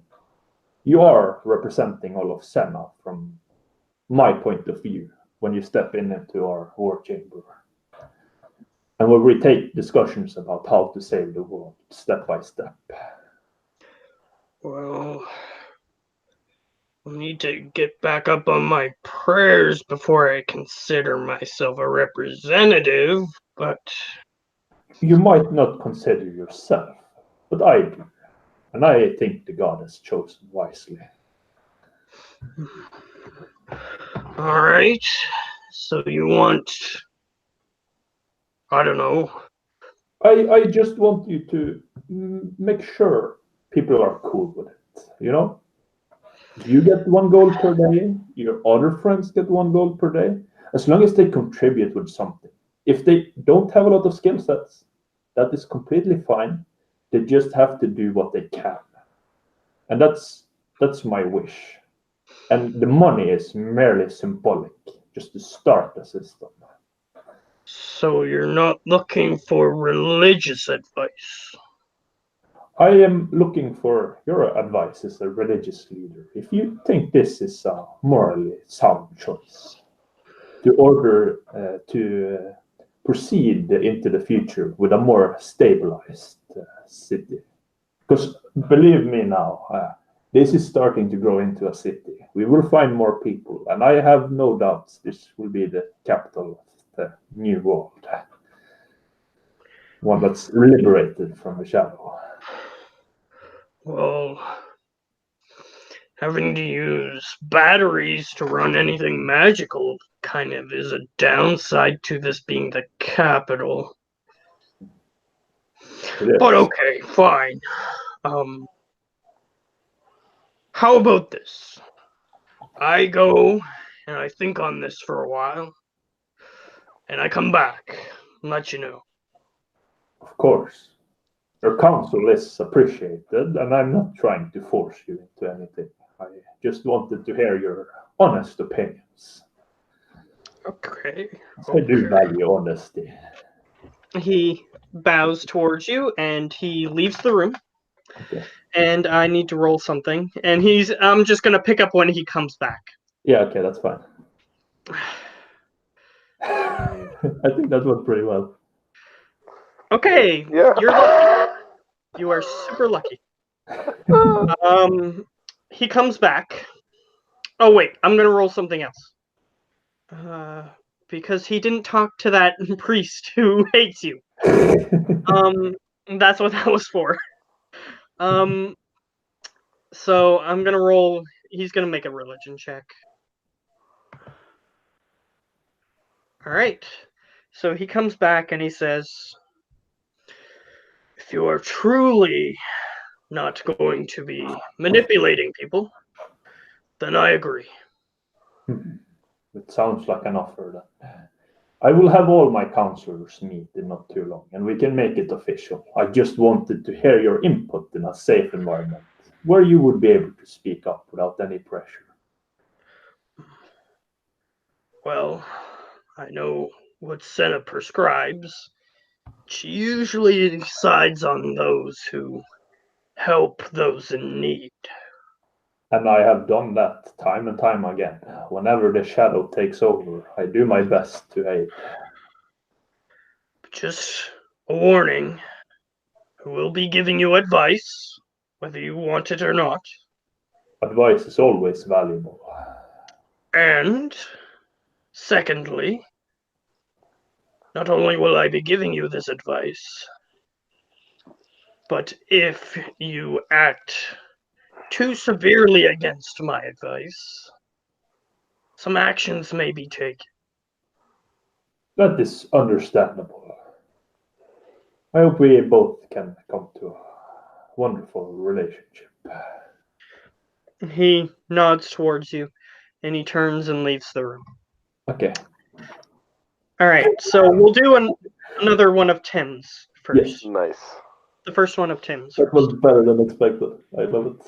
So I'm going to If go I talk would to have the rolled a Chronicler. different number on that D20, he would have went and talked to that priest and heard what you that you were arguing with him, and his opinion might have been different.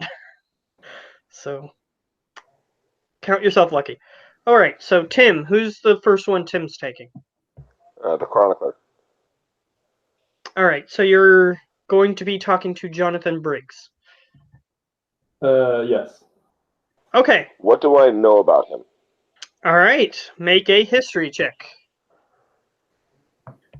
Your character really should be proficient in history if he isn't already. I am. Good. All right. So, yeah, this guy, he's a cut and dry chronicler. He hasn't gotten himself into any, because he was one of the guys that you were looking to potentially manipulate to help you get into the position that you're in. Although he works at headquarters, so you never directly interacted with him, though you've seen like artist renditions of him and things of that nature, which is why you recognize him. He was one of the. He wasn't like supreme leader or anything like that. He was like 2 or 3 steps down from that. He had quite a bit of pull, but he's not like somebody who would normally go around giving people orders or anything like that. But yes, he's a very stand-up, straight-laced guy, and he, along with that, is one of the people who accurately records everything he sees and hears. So this guy you got to be very careful with. This is why you decided not to manipulate him, because if you attempted to manipulate him, he would just write that down despite what consequences might come on him. So the point is, he's straight-laced. He'll tell everybody exactly what you tell him if they ask. So, Okay. so that's up to you. It's up to your discretion, but you know this about him. He's not going to be easy to manipulate if he doesn't want to do the thing that you are wanting him to do.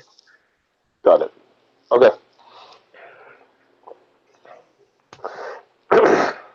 So I will approach him wherever he is at. All right, he has like it's an old-fashioned, but very. It's still in decent condition. There's a few rips and tears in his suit, but he has a very, very nice suit. And he's just sort of he's got his hands in his collar, and he's just sort of looking over the camp. And every once in a while, as you're approaching, he'll just jot something down in his book, and then continue looking out. He has like spiked up hair in the front, brownish hair, if I remember correctly. And he's got the glasses, of course, and he's just sort of looking out. What was his name again? Sorry. I had it right in front of me. Here it is, Jonathan Briggs. Chronicler Briggs. He looks over to you and he just sort of looks you up and down, and he says, "Ah, so you're addressing me formally. It's been a while." Well, I do not know yet how you have taken the fall of the halls. Well, If you still latch on to the old ways or have moved on. the old ways are all that we have. Who are you? Chronicler Lucius Weislord. Oh, a vice lord. Did you come upon that by birth, or? And technically, we haven't established that based on your background. So it's up to you. You can determine whether or not that's your birth name, or if it's a name that you were given because you were adopted by various people. Oh, let's go with birth name. All right, fair enough. So you were given that by birth. You vice lords haven't changed much. You're a tiefling, but that still doesn't change who you came from. No, but it is a new world. Is it not? Get to the point. What do you need? You, by my recollections, have one of the most accurate minds the chroniclers ever had, correct? Cut the flattery. Again, what do you need? With those that are controlling the camp, we wish to reinstate currency. We wish to pay everybody a gold a day and establish a price limit on goods and services so that the gold that they receive is enough to pay for basic needs as well as they can save to help expand what will become a thriving city. We need a tax collector and somebody to run it. He just grins. And he just looks you over one more time. You can attempt to disrupt this if you want, but you sense that he is looking you over to make an insight check. Well, I'm not trying to be deceptive, so I don't see a reason to try to Okay, fair enough. interfere. He's trying to make an insight check. Yeah, I'm now being open and honest. I'm not trying to be deceiving in any way. All right, he rolls a 16. I'll say that he succeeds because you're attempting to be open. He goes, "What's the angle?" We want to rebuild society and do it better. The Vice Lords have never been that simple. Have you ever read your own family history? I'm going to smile and then look at him. I may have been given the name by birth, but I was not raised by them. I know. Otherwise, you would have been more upfront with me. With why you want to do this, which you're obviously being coy about.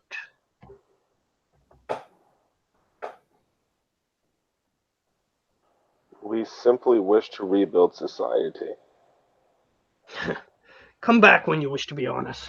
And he just goes back to writing. And you actually, as you witness him writing, you see that he is actually recording this conversation that you just had. Can I do a history check on the Vice Lords? Sure, go ahead. Advantage because he is a Vice Lord, or No. okay. He doesn't need it anyway. Okay. By the number that he just got. All right, so you remember the reason that you even have this name, because based on your backstory, the only reason you took on this moniker is because you researched them, and you found out that that's where you came from in the first place. They were all poor. The reason that they're called Vice Lords, quote unquote, is because originally the first one was a lord, and he was a vice regent, technically, by title. However, he was found to have been leeching money from places where he wasn't supposed to be, and he was dismissed and disgraced, and his entire family afterwards was branded by this. They were thieves, and if not thieves, bandits, and if not bandits, highwaymen, and if not highwaymen, just poor, impoverished people that would do anything that they could to make a dollar, at least according to um the records. However, there was one person who attempted to change all that, which was your mother, in fact. However, after she was raped by a demon, she went into she just went crazy and turned into a insane person. She was locked up because she was so insane. She would like accuse people of being demons, and she would even assault people at various times, and she was locked up. So she attempted to just live out a simple life at a farm.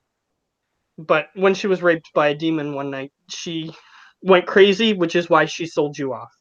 And you sent a chronicler over there because you didn't want to go there yourself because you were afraid that she might do something to you.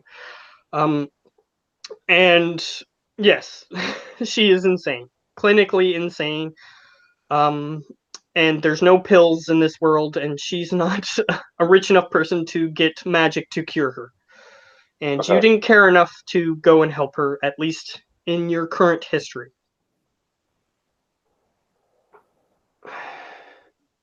You were more interested in your demon and demonic ancestry, which you Okay. researched. So you took on that moniker because you don't know your father's name, and knowing a demon's name is a very they don't like that. So yeah, so you just took the name of the nearest name that you could get, which was that. Okay. So I'll say to him, you say come back when I'm being honest, but I am. You ask why I take that name. I do because my choice was the name of my mother, who was trying to be different from her family, or the name of a demon father, who I did not even know, and wouldn't choose if I did. You ask the angle? The angle's simple. Rebuild society and try to be on top. All right. Make a persuasion check. One. Hey. Yeah, that's better. See? I kind of It's a random number generator. You can roll high just Sure. as easily as you can roll low.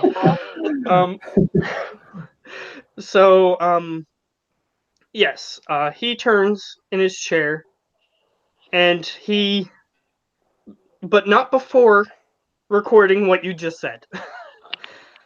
And then he turns around to you, and he goes, "Of course, you wish to be on top. Of course. All right. I may be willing to help you. Depends on how low," and he puts that in quotation marks, "you are willing to go for this. How far you're willing to stoop in order to get what you want."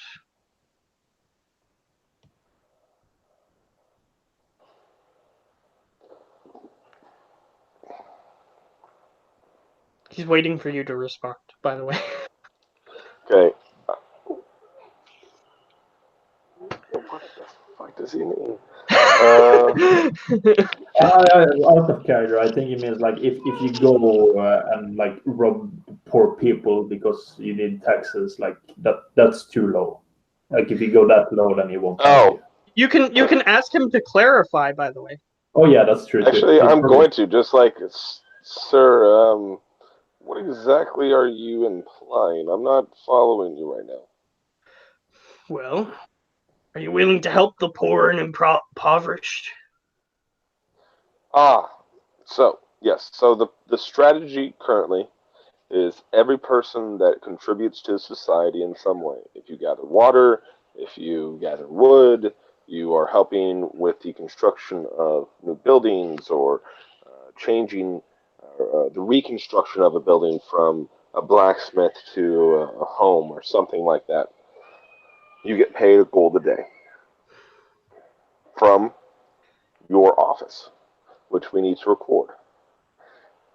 Those that are running shops will also be paid the gold a day for their work, but they will charge for their goods and services where we will establish a price point.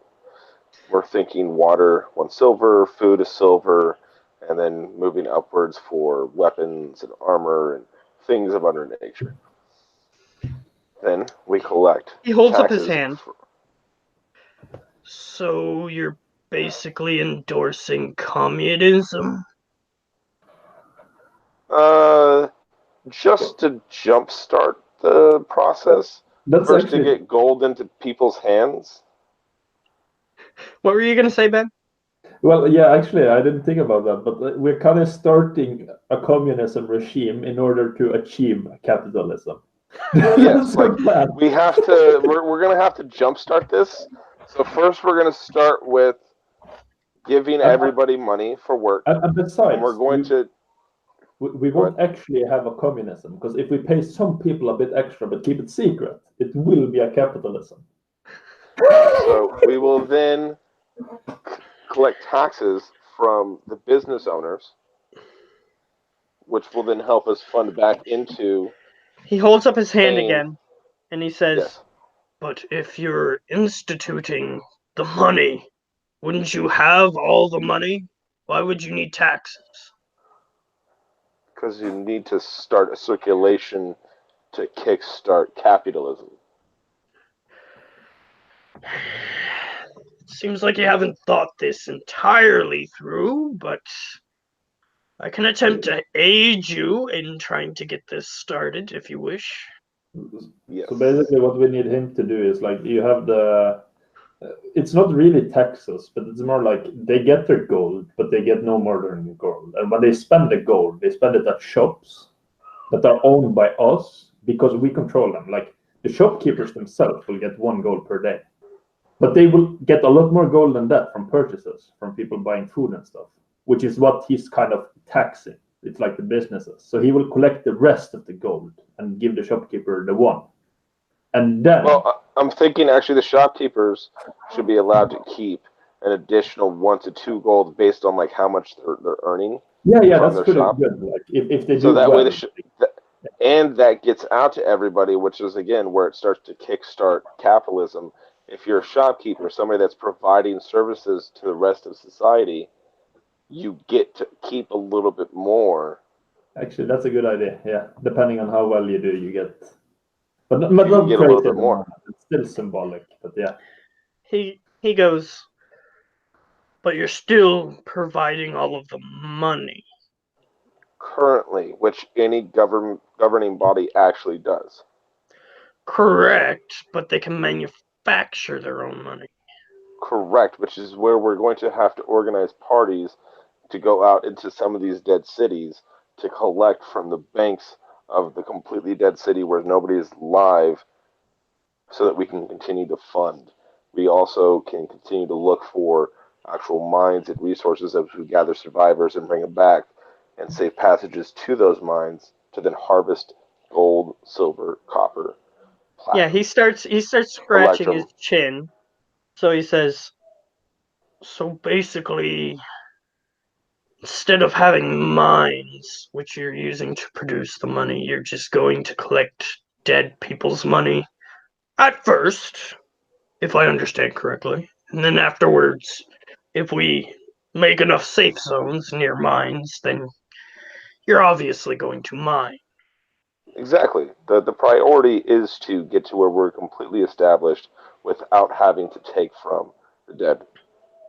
But if we are going to be honest in an apocalyptic setting, to just give up what those before have been able to gather and manufacture that can provide for us that we can live and prosper, I view as a failure in adapting to the current world and trying to take advantage of the opportunity that is available. Seems you may have thought a little bit further than I thought. Though there may be some wrinkles that need ironed out. Completely, which is why we are seeking your help. We are, since we are having transparency, and that is what I wish, regardless of my chosen last name, we will be organizing sometime soon a trip to the Fallen Halls. There are some spells and that are required for some items that we have found, and if we can gather some of the knowledge that's there and bring it back here and establish a safe route to continue to do so, it is something that I would wish to do. So you are planning on heading to the main office of the Chroniclers, if I understand what you're meeting? Yes. I was there when it was attacked. I doubt much has survived. But if you wish to go there, I can go with you if you wish. That could be quite useful. And I'll tell them what we're looking for. We're looking for an enhanced identify spell. He goes, right. If you're going to be using any magical items that require a safe word or anything of that nature, that would be why you would be looking for this. In In the normal treasury. circumstances, I would not allow you to have access to this. However, there are extenuating circumstances. So, if you wish to go, I can aid you in this. That would be great. In the meantime, could you help to organize a system in paying and collecting taxes from the shopkeepers and paying I the can workers? attempt to put up or at least write up a temporary code of conduct as per to taxes or the monies that you currently have, but I would need access to see how much you currently have and see how long the system you wish to put in place could last based on what you wish to do. So, Ben, the Yeah. king was going to match us, right?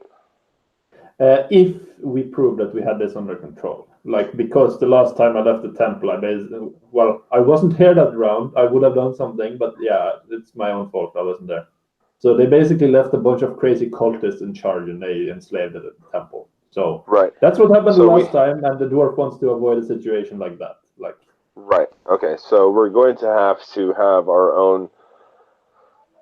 All right. So we're going to have a city or a camp guard and a camp watch. The camp Yes. guard is in charge of the outer defenses and making sure nothing comes in, and the watch is basically the cops, and they Yeah. make sure that nothing happens inside the town. And And I we think have to have that up Okay, before I'm we gonna leave. let you know before you start making huge plans. You only have about 100 people. This Yes. is including slightly older people, including very, Which very is- young people. which is less people to keep track of, so it's easier for Exactly. Yes, but what I'm saying is, if you want to defend a huge area, let's say, it's going to be harder until you collect more people. Yes. No, we which is get why that, but we're- at first we need to at least just have a small city guard that's at least patrolling the walls and making sure that there's no damage to them and that they're like stable. And I And think then the outer parts, the Lehman, would be perfect. Yeah. They have already been scouting the jungle, but if I manage to make some sort of deal with them, because I want to exclude them from this plan of ours and rather keep it the same way. We provide them with goods and services, they just help us. The same way it's always been, except the rest of us now use money. That those people get stuff for free, but not really, because they're still helping us. You get me? Okay, so he's going to look into everything, but he's going to want to have access to your money. As in, to So- see how much you have and be able to possibly distribute it if that's what you want him to do. I mean, So I- we But have first, he wants to give you a report of how long you have until you run out of money, basically. okay. So we have around if it's just our money currently without the Droger King 15. with the 500 platinum from our son, too. Yeah, no, I already had that in. So Yeah, we're where at, do like, you add it? And So here's what I'm gonna do. do you add it in your sheet or?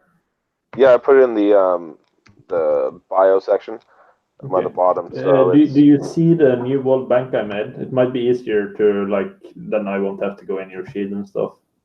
If we have Yeah, a shared no. document.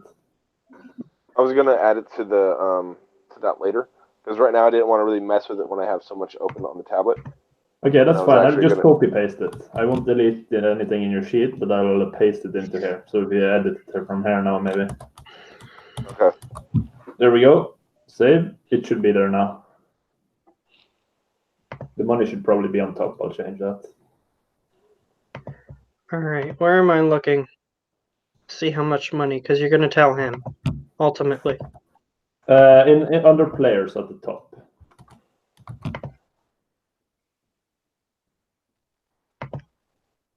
And I'll I don't change see it a anything. bit. It looks I don't nicer. see anything It should be a new World Bank under players at the top, above Benjamin. I still don't see it there. Yeah, I don't see it either. Well, can I screen share? Actually, yeah, I have never screen share before. I don't know. Or is it only the Should be able whole... to still. Yeah, no, here. There we go. Share. Do you see this thing here on the right? It's under players. Oh, you're talking about Oh. over there. Okay, I was looking in the wrong Oh place. yeah, we're both Give me a on minute. the. Oh, yeah, okay, sorry. Yeah, I thought it'd be easier to have it in Roll20. That's why.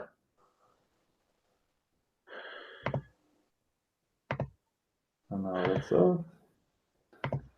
And I will change silver pieces to just SP and make that a bit easier to see at the beginning there.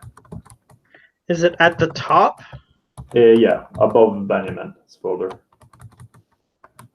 No, I mean, where's the money amount? It should be at the top now, but I'm still editing it. But Okay. yeah, it's 1,300 platinum and then 2,300 gold. Yeah, we And have some over other like stuff. 15 or 16, maybe even over 16,000 gold currently. 16,000. Okay, let's. Since you're telling him an approximate number, we'll do 16,000. Remember, we're Per also people. getting back this money during the term. Not all of it, but every day we come to collect. Yeah, every day it should help with attrition until we have an established gold and silver and platinum mines and copper. And we can start to, as the time goes on, people get used to it, actually do de-attrition, I guess, and actually start to bring prices down and give people less. He scratches his chin as he's writing something down in his book, and he goes, "Well, according to this, as long as you're willing to give up all of this money," and he waits to see if you respond. As in, Oh, if you don't want to keep some of is this money for yourself. no. This is our seed money in this like under a capitalist idea. Okay. And as long as the population remains the same, thus no changes in population, you have approximately 213 days. Does it take into account that we like not only the gold pieces, but like we're supposed to get them back? Like they have to buy food, so they He's don't get it for taking free. into account only this. You have this much money, and each person is going to be want to be paid a gold piece. Yes. So 16,000 gold pieces, assuming that somehow you don't get any of it back. Let's say everybody hoards everything. Yeah. Okay, that's fine. You have 213 days. Okay, so Okay. that's the time if they hoard. But like our plan is to get everything back. Like the shopkeepers would need something from the leather worker, and the leather worker would then pay us that money. So it's kind of a circle. That's why We should Yeah. have we should at least buy ourselves 213 days, even if we're taking only say 60%. We Yeah. take 60% of what they're earning. That should buy us another almost 100 days, a little over 100 days. So we should have about a year, and that's not taking into account us bringing in more people, and when we bring them in from these other cities, taking from those banks and other mansions and like rich places or even their Yeah, palaces. this coming back with number more. he's using Yeah, so is this is just a assuming that you have baseline, exactly worst case. 16,000. and we lose it all. Yeah. Yeah, This is assuming that you have exactly 16,000 and you continue to have your current population. Yes.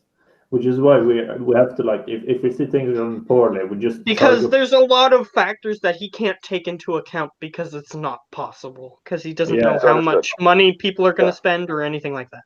So yeah, if we see that Completely people aren't understood. spending their full gold, or most of them aren't, after a while, we just have to turn up the prices and like. Yeah, like if everybody's spending 100% of their gold, then you're going to be infinite.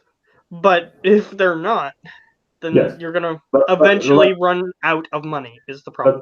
that's fine. But I'm thinking the people that like our goal should be to have people spend at least 60, like he said, maybe 80%, and the rest they can save, which means we last a lot longer. But when they save gold, it should usually be to buy something. So like they buy a house, and that costs a lot of gold, which means we'll then get it back from the house sale because the house builder is also getting a salary. So that's the idea. If you get us. Well, he's just saying that this is how much money you have. And Okay. assuming the population doesn't change and they keep their money, this is what they're going to have. This is what you have. Yeah, I understand, but we're trying to talk to you as a DM, like what we are trying to accomplish. Yes. We should be able to buy about another 100 days or so. Assuming you gain 0 money, and assuming you gain 0 population. If you Yeah. gain more Okay. population and 0 money, then it's going to be less. If you gain more money, or somehow the population goes down, then Right. the Okay. numbers are going to change.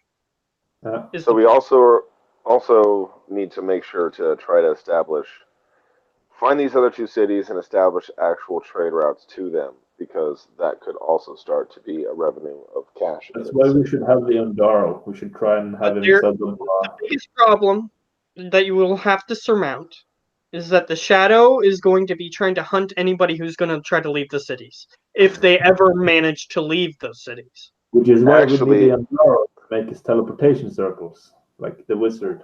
You can Well, try to do that- that, but As that's going to be later on. Is the well, point. also The right biggest now in problem interim. I'm going to throw at you as a DM is that if anybody tries to leave any of the cities, the Shadow is going to get agitated. Especially Yeah. if you have a network that people can move between cities freely, it's not going to like that. I Well, that's understand. where I'm thinking we need to maybe use your airships. Yeah. If we can maybe use We them only have as one ship, though. only one.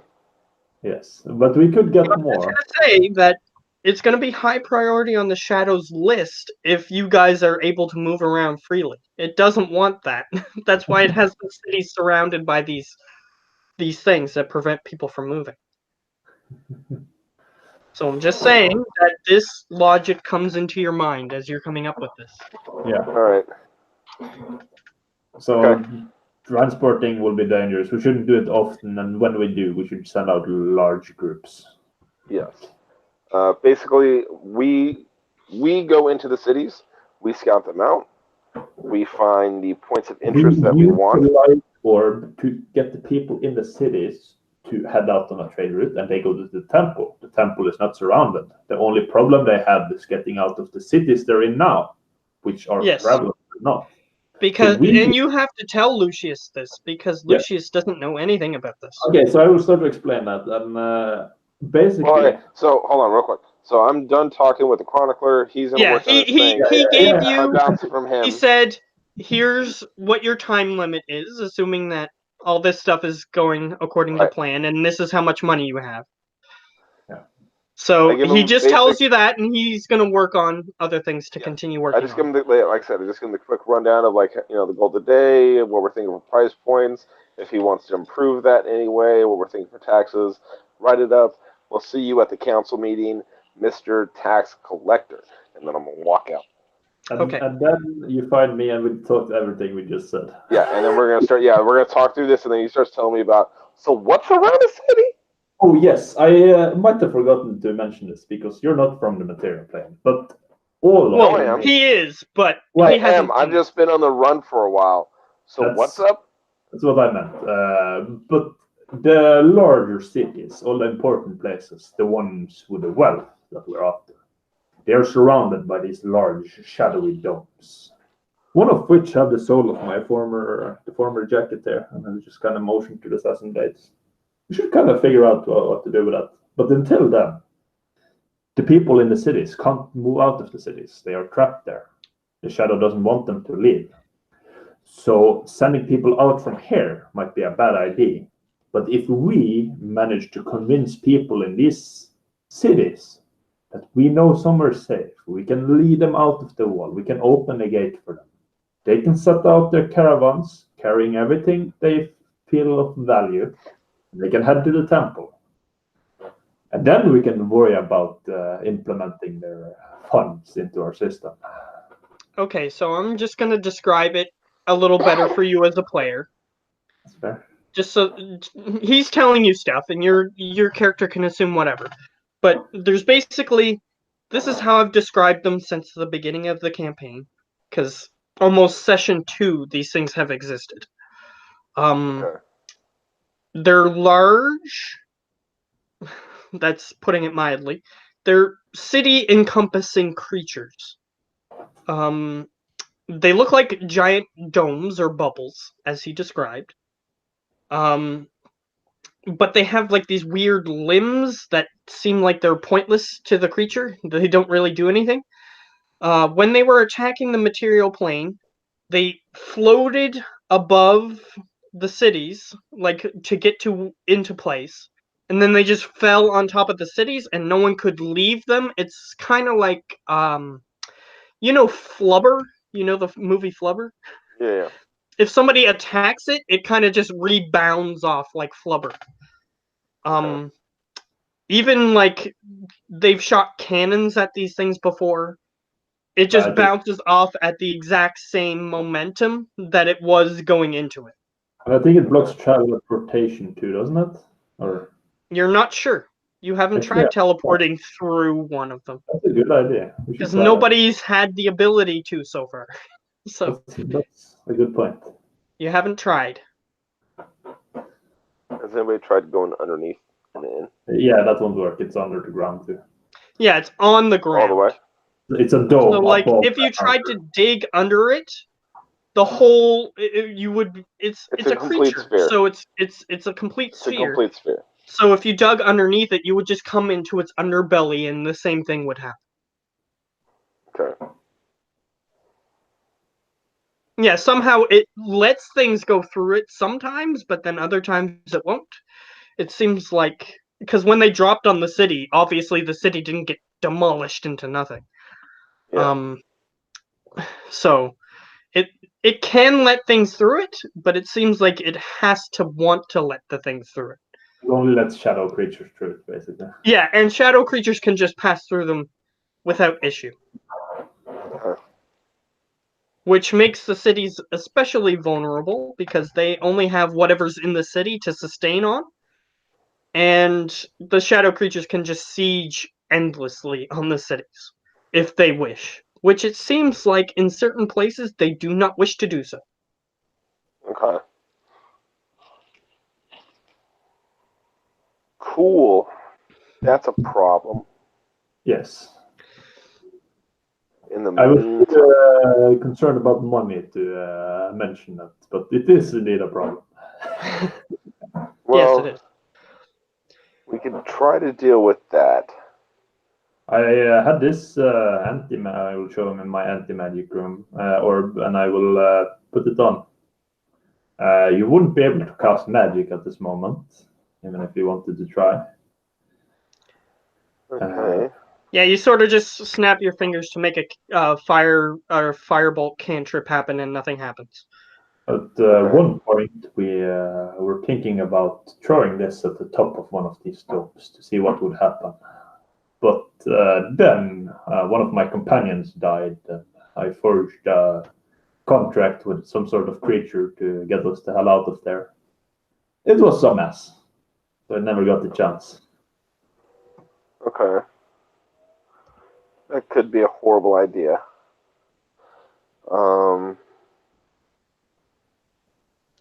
What I'm also thinking is we could just go to other cities that we know have fallen but haven't really been scavenged yet. There are usually people there. Well, we can see light orb is how we get through. And none of the people are getting out. So we show up there with a light orb. Hey guys, look at us. We can move through the wall. Who wants to come to our new safe zone with all the money? Yeah, basically they've been brute forcing through these creatures by using the light orb, which just peels a hole through them. So my idea is like we get to these points and we start routing out the people. Like we see what we can find of value for ourselves and the rest of the people. We get them to carry as much as they can, and we lead a large caravan back to our temple with all of their value, the materials. If that makes sense. And I'll also just warn you that every time they peel a hole through those things, the creature, which is encompassing whatever area it's encompassing, makes a loud screeching noise that can be heard for miles. Cool. Entrance music. But usually I'm there, so I just kill whatever shows up. That's fine. So, if we're going to make this work, and we're going to go into these towns, but go in, we need to talk to the elite and most rich, and basically explain that where we're going, keeping 10% of their wealth is actually still going to keep them in the 1%. it's gonna keep them in the 1%. They're gonna still be wealthy, but Super wealthy where we're at. The rest of their money we will take and we'll need to use to pay for guards, the wagons, workers, and because if we're gonna somebody want to. Yeah. Sorry, go ahead. No, I'm just saying if somebody were to make too much noise about this, we could also just kill them and put someone else in power. Exactly. It's a good thing you're discussing this in private, I assume. Yeah. 100%. 100%. We're even talking in Thieves' Camp to be careful. Yeah. Like we're doing message. Like I turn off the anti-magic and we speak privately. Nobody can hear a thing. So we're just staring at each other fucking intensely without saying a word. This is even better. Yeah, you're doing like hand gestures and things of that nature. No, we're not even doing hand gestures. We're literally hands in pockets, just fucking staring each other in the eyes, not saying a word, just intensely having this conversation. Occasionally like pointing at each other, being like, yeah. I love this. Anyway, so yeah, because we're gonna want to. I'm thinking get the super rich and take most of their money, but also try to get some good workers. Yeah. Like leather workers and blacksmiths and their families and other like just commoners that will also be able to do manual labor and be used as like conscripts potentially, or people that will be like, hey, so you came here and you were just like a manual labor guy and we don't really have much use for like 200 of you. We only really needed like 40 of you. So the rest of you, do you want to become soldiers? Because we need to man a big ass fucking wall that we need to keep expanding. Yeah. Boom, cool. You can start getting trained. So I do like what we're getting at. I think we think quite alike, the two of us. Mm-hmm. Also, wherever we can get more airships, I think that would be useful. That was quite a hard find. I managed to find one in the city of Giao. Or actually, you created one. Did I make one? Yeah, it's the Titanic, that first ship that you guys encountered. Yeah, I made the airship, but didn't I find the crystals? That's what I'm talking about. Yes, you found the crystals in the city of Gio. That's what I meant. At the airport, basically. Yeah. It's a large tower that the airships dock in, and then you climb down the tower, basically. We need to go to other cities with ley lines so we can find airports and steal more crystals. Yeah, basically they were trading the crystals to potentially make another one, perhaps. And he just went to the airport and scavenged what was there, and it just so happened that 4 crystals were there that he could use. Okay. So if we get to other airport cities, we could find more. But yeah. That would be very useful. So then, there is still the question about Sabul, the halfling that I mentioned earlier. There is also Kaun, the half-orc from the Badlands or Battlelands. That's the one that's the defense minister, right? Yes, he was a high-ranking guard back in the day. I'm not sure which rank. So he would be in charge of the guard. Yes. The wall. Yeah, like the outer guard. Yeah, there's a... Just for the roll of history. Him, right? Yes, him. There's some stuff that you're going to get automatically, but depending on what you roll, you might get a little extra. You're going to get the little extra. So you lived in the water veins for quite a while, and you went back there. That was basically where your quote-unquote home was, that you would go back to. However much you went back to it is up to you to decide, but you were traveling for a lot of the time. But your home, where your home base, I'll say, was there. in whatever form. The water veins for the past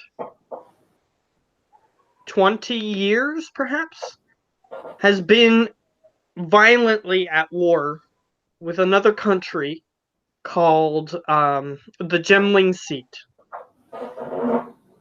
And the both sides, the water veins had a lot of underwater people, like fish people in Sahagin and things of that nature, which are half fish, half people, basically, that were employed in the army. And the other side had whatever people they could gather at their side. And they fought in the place called the Battlelands, which, if you have your map in front of you, I can try to pull up. Oh, wait, this computer doesn't have the map on it. I haven't transferred my stuff over yet. But if you do have, you should have the map. Remember, I can't look at the map when I have Yes, my that's character fine. sheet up on this. That's fine. It's a section of land that's between the water veins and the Gemling Seat. And there's gigantic metal walls separating the two lands, and the Battlelands is in between those two gigantic walls.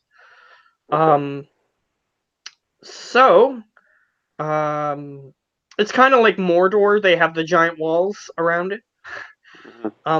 So yes, that it's that scale. The walls are on that scale. Okay. And this half orc that he's talking about apparently manned one of those walls. You're not sure which side he was on, so you're not sure how he would react to you, being from the water veins. It's a risk. Okay. Because he may have been on your side, but he may have been on the other side. Alright, well, that shouldn't really matter at this point. Well, that's up to you. But I think Howler is suggesting you might want to take one or the other. And the other guy is a merchant. I mean, if you want to talk to the defense minister, I could probably handle the merchant better. Okay, I thought we were going to talk to them both at the same time. Yeah, that's fine too, if you want. Yeah, I figured at this point there was no reason. Like, Yeah, it was the paladin dude was the issue. He might have been a bit upset. You know how the fanatics are. Yeah, they don't like people who look like demons. Usually not. So let's talk to the merchant. Yes. And then we call him trouble. Like we get someone to fetch him, basically. Power move, you know. Well, I was thinking, make him the head of the merchants. Yes, like and that's why he's getting paid the second gold, but it's on him to keep the other merchants in line. Yes, like merchants guild leader or something like that. Yep. Everyone has to be in a merchants guild, which work under us. And he's the head of the merchants guild. I think that's a fair idea. All right. So you attempt to find him. He's not hard to find. Even though he's a halfling named Zalbul, Zalbul. Got it right? Yep. Hey. Me do good. He is covered head to toe in this garb that is slightly soiled and slightly disheveled looking, but it's still got shiny gems all over it from head to toe. Yes. So, if you couldn't see him directly, you could see the sparkle emanating off of him. When we walk up, I'm going to go, "Excuse me, sir. I am Lucius Vicelord, the champion of the times, Dragon's Bane, and Feybinder. Please, may I take care of your attire?" as a gesture of goodwill in our new meetings. He just looks up at you, confused, and he goes, "Sure, why not?" And then prestidigitation and clean his clothes. All right, the clothes are clean. They're not repaired, but they are clean. Because there's like little rips and stuff in it. Okay, But he I goes, can't do shit about that, but I do clean it. Fair enough. He goes, and he just sniffs his arm, and he goes, "I smell like I've had a bath." Well, just the clothes. And then take a step back. And he goes, "Ah, you're a crafty one. What did you need? Obviously, you want some sort of recompense for this." Sabul. I'm going to just kind of motion to Howler. Yeah, no, Okay, Sabul. We wanted to speak in a place more suitable for the likes of us. If you would like to head to the top floor, I motion towards the temple. And he just sort of puts his hands on his chest where his coat opens, and he goes, "Sounds about right. Yeah, Lead the way."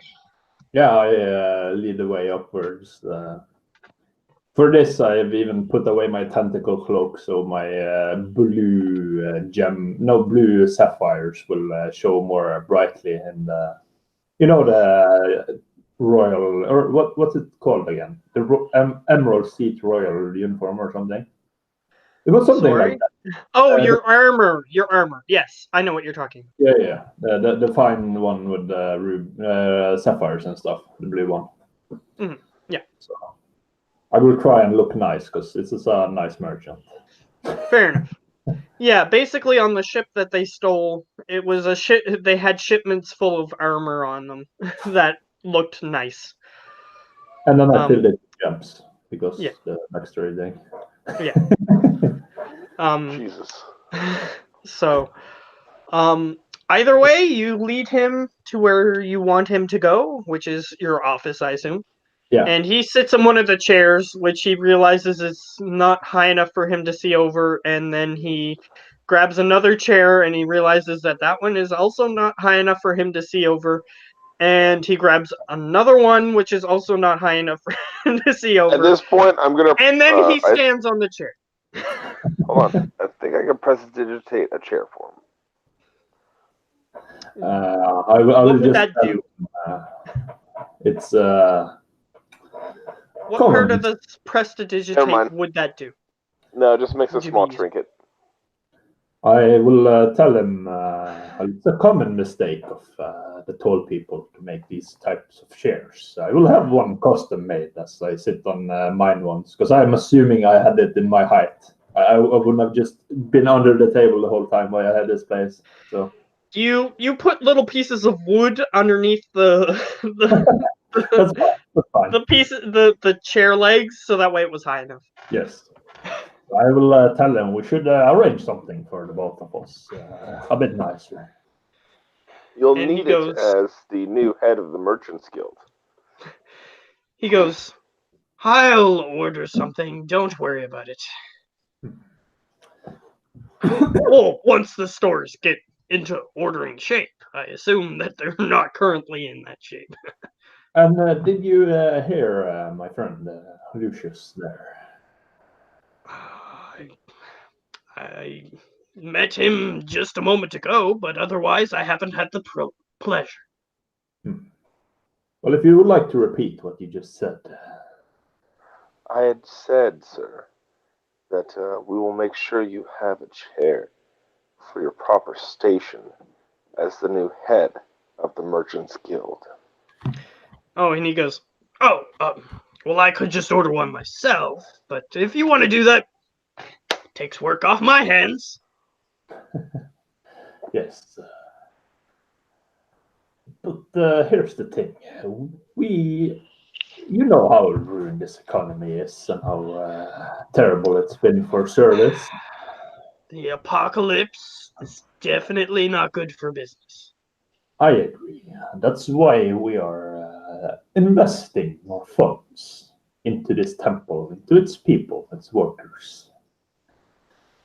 We want Okay, done. What do you need done? we want to invest a payments structure. Where Perfect. He keeps interrupting you. Yeah, that's fine. At this point, I will just ignore his interrupting and keep speaking. Okay, so that way you can talk. I'm not going to interrupt you, but you keep saying like perfect, Yeah, great, I all this understand. sort of Like in character, I stop up a little bit and I let him speak because I'm trying to get him on our side. So I will be polite. Yes, but every time you make like a partial statement that sounds good to him, he's like, great, good. Yeah, that's fine. So I will just give him the general idea of what we're trying to do. And I will then give the idea of what me and Lucia spoke of. We wish to make him in charge of the different craft skills, which is why we want to pay him different, higher, because his work would entail like keeping track of the other guild members, making sure they do things right, and the money gets in the right hands. And I'll be Start- helping out with Howler, like Oh. interjecting at times when I can tell like he's getting a little frustrated that he keeps getting interrupted. I'm like, oh, I gotcha, and like I'll help out a little. And Yeah, okay. also mention like, so while we get 60% through taxes, that leaves for the guilds to take a tenth. So that would be another 1 silver for membership from the different merchants, which could be a way that they could use to improve and help establish new merchants. He nods, and this particular halfling has very thick sideburns. As he starts scratching at his sideburns as he's listening, and then he'll interject as he always does. Mhm. And he'll go, sounds good, but do you really want to set up an official guild? Why not just take all the money yourself? That is a great idea, one that I appreciate you bringing up. However, you see the people out there, the priests, kind of motion to the people who aren't as inclined on this idea. Do you realize what they might do if we just took all their money? Well, sure, I'll do this for you, but my hands are not very greasy, and they would appreciate a little grease, as he just sort of is trying to imply something. Well, that's why you get the extra gold. You double everyone else. And that would mean we are still using symbolic sums for most people. You getting double would mean you can buy twice as much food, twice as much drink, twice as much ale once we get that up and running. And because the prices Can will this be renegotiated when it's no longer symbolic? This can be negotiated at a later time. One that I am fully He just aware. throws his hand towards you. Yeah, okay. He takes it. Yeah. And he- basically, his job is keep the guilds in check. Like they pay us money, and it kind of goes in a circle as we discussed. And we'll Okay. tell you how much to charge for everything, and you make sure the merchants stay in line with that. Fair enough.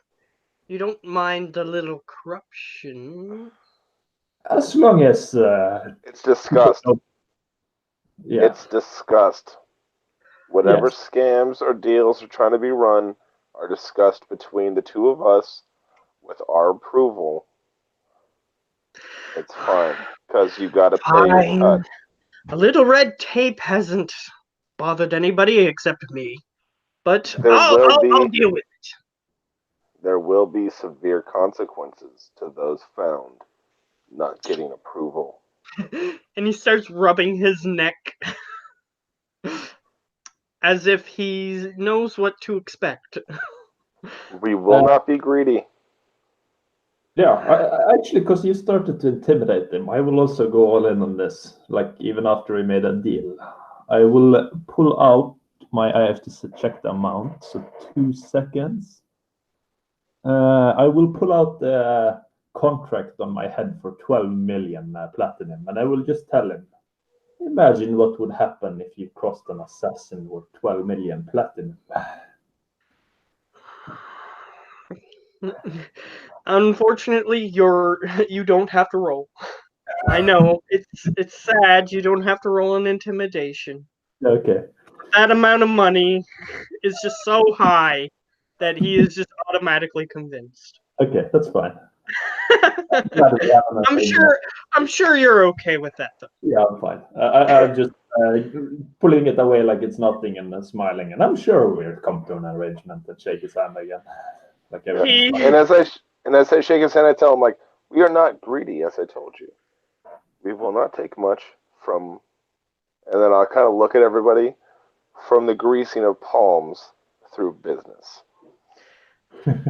He nods and he says, "All right, I guess I won't cross you. I was considering it before, but no." Yes, but also remember, Smart move. do good work for us, and we will remember. I pay my followers, and anybody comes at you with a deal, remember this. We'll pay more. Not only will we pay more,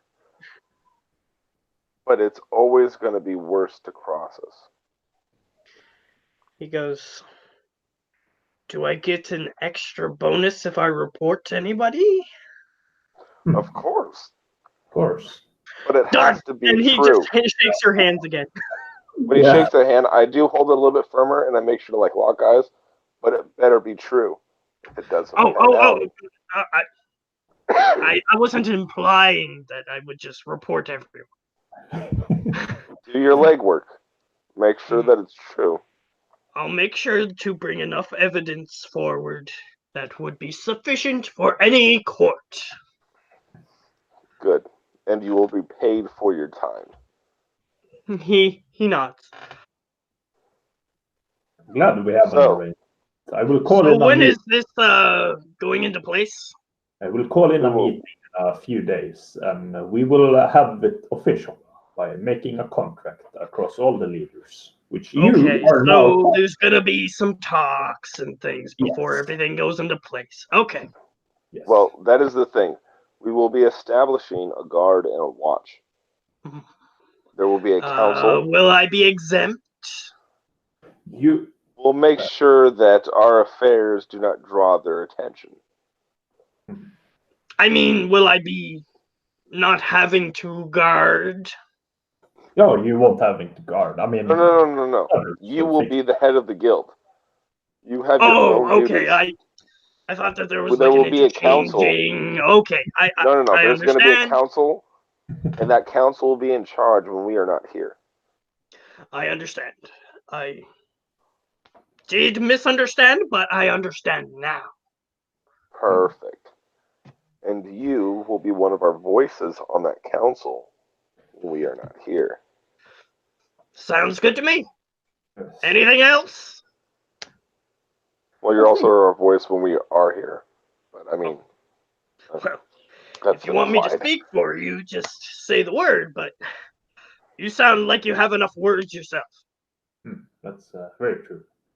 But we will see you in a few days, and I'm glad to see you're as intelligent as I first made of you. All right.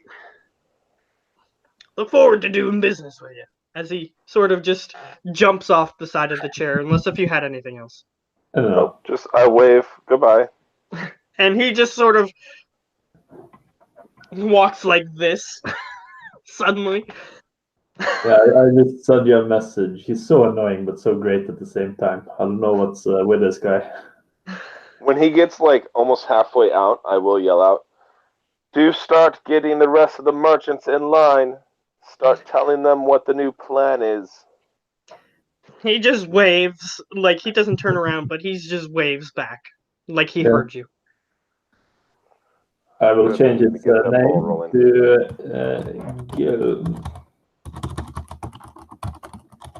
What should we call it? Guild leader? Merchant guild leader. Merchant guild. All right, so you got one other person? Yep. Yes, which is Khan. Yes, Khan, the half-orc. So we will call him up. All right, he walks forward, and you can easily tell that he has the countenance of a person who has killed many people for good and bad reasons, but he is simply a warrior who has done his job.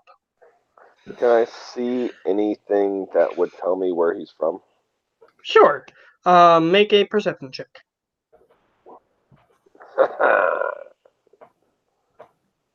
You don't see anything on the front of his garb that would indicate where he is from. Excellent. Yes. And he just very almost methodically and robotically just sits down. You called for me?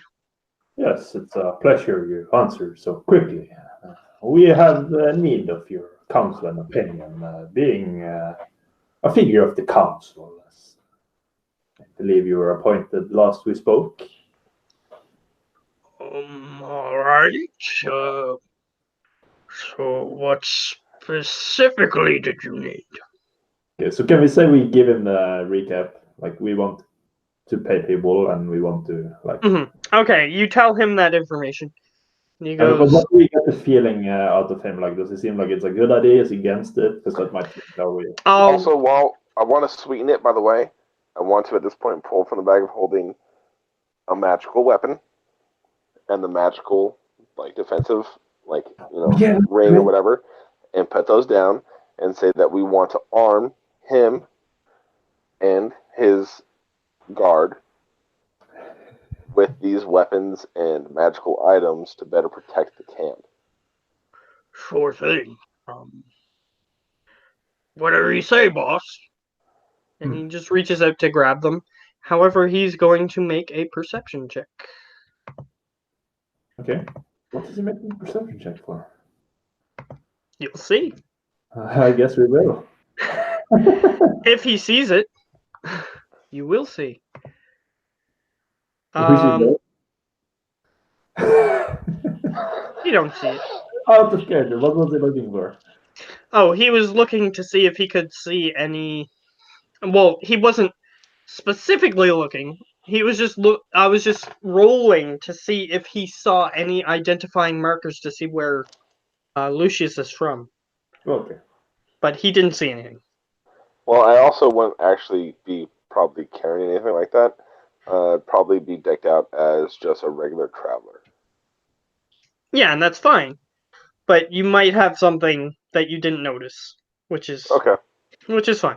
But he didn't see anything anyway. So he just grabs the weapon in the protective thing. And he goes, Not the best crafting, but you say these are enchanted?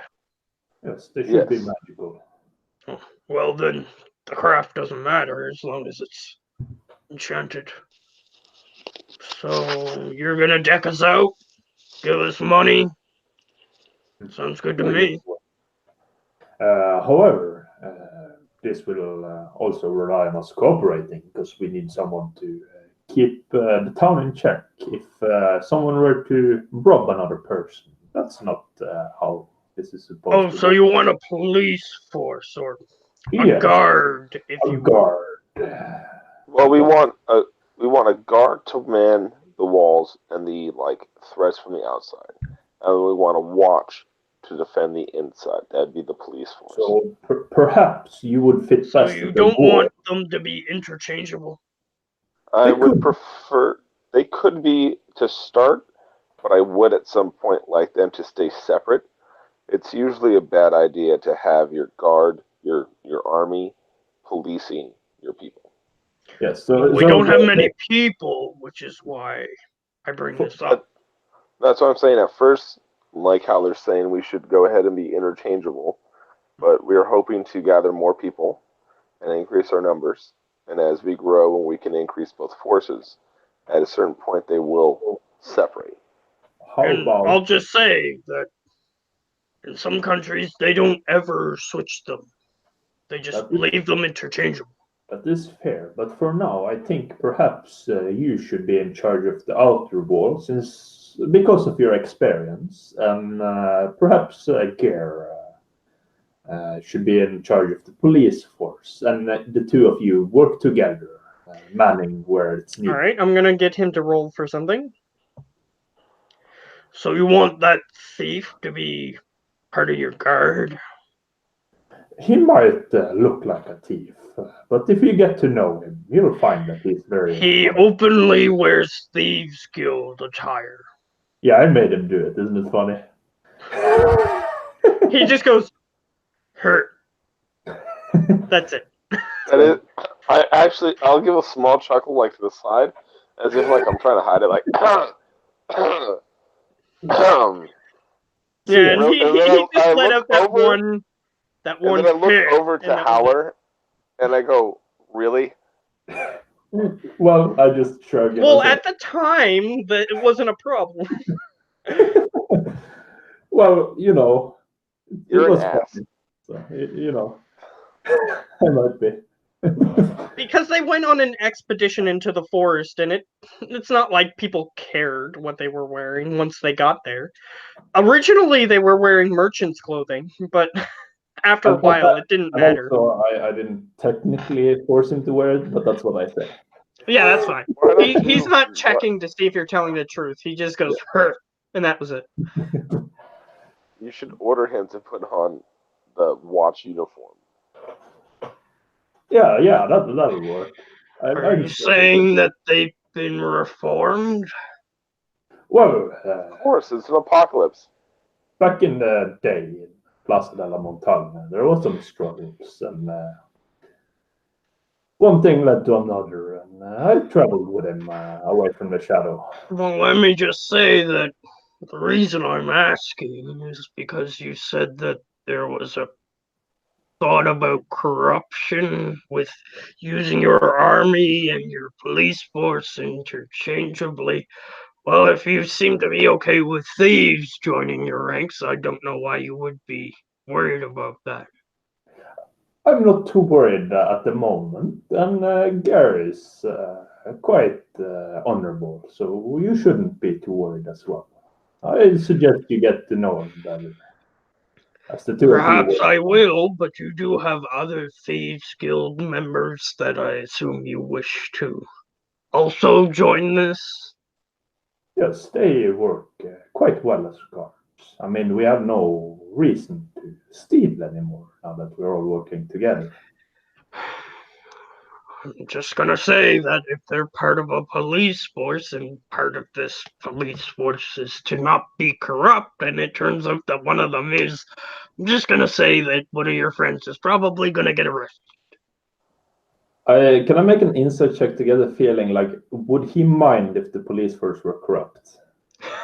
You can make an insight check to see if you can get anything from him. Insight, let's see. I might use luck because I think that's kind of important. Okay, 20. Yeah, he upholds the rules, whatever the rules are. You have a Yeah. feeling. So if the rule is, hey, you can steal money from peasants, then that's what he's gonna do. So yeah, Alright. it's basically so some of them might be a bit shifty, but they still have a code, one that they will follow and that we will enforce. And, although it might develop over time, there should still be rules in place to not make us savages, don't you think? Well, I'm just a simple soldier. I'm not entirely proud to admit it, but killing civilians was sometimes part of the job. It's a Well, shame. hopefully that won't be a part of this one. Yeah. All right, then that makes this a better one than some of my other jobs that I've done. So do we have a deal? Well, as long as you are willing to equip these said guards, not only equip them, but make sure that there's some sort of rule set that we have to go by, otherwise anarchy just doesn't work. We can work on that, and that's why I think you should talk with Gare, and the two of you should come up with something together, and me and Lucius will look at it and see what you might have missed. Exactly. You two get together, you come up for the outer defenses and what the guard should be doing, keeping the camp safe from outside forces. Gary will check for the police force inside with the watch, what they should be doing and how they can be interchanged, what you need to be trained with, and we'll make sure it happens.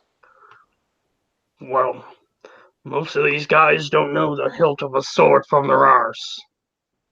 Exactly. Training's going to be a part of it, and you're going to be a big part of that.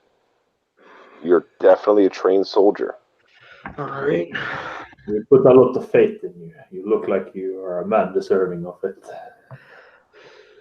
Well, I just do what I'm told mostly. But since we are in this situation, I may pipe up with my opinions every once in a while.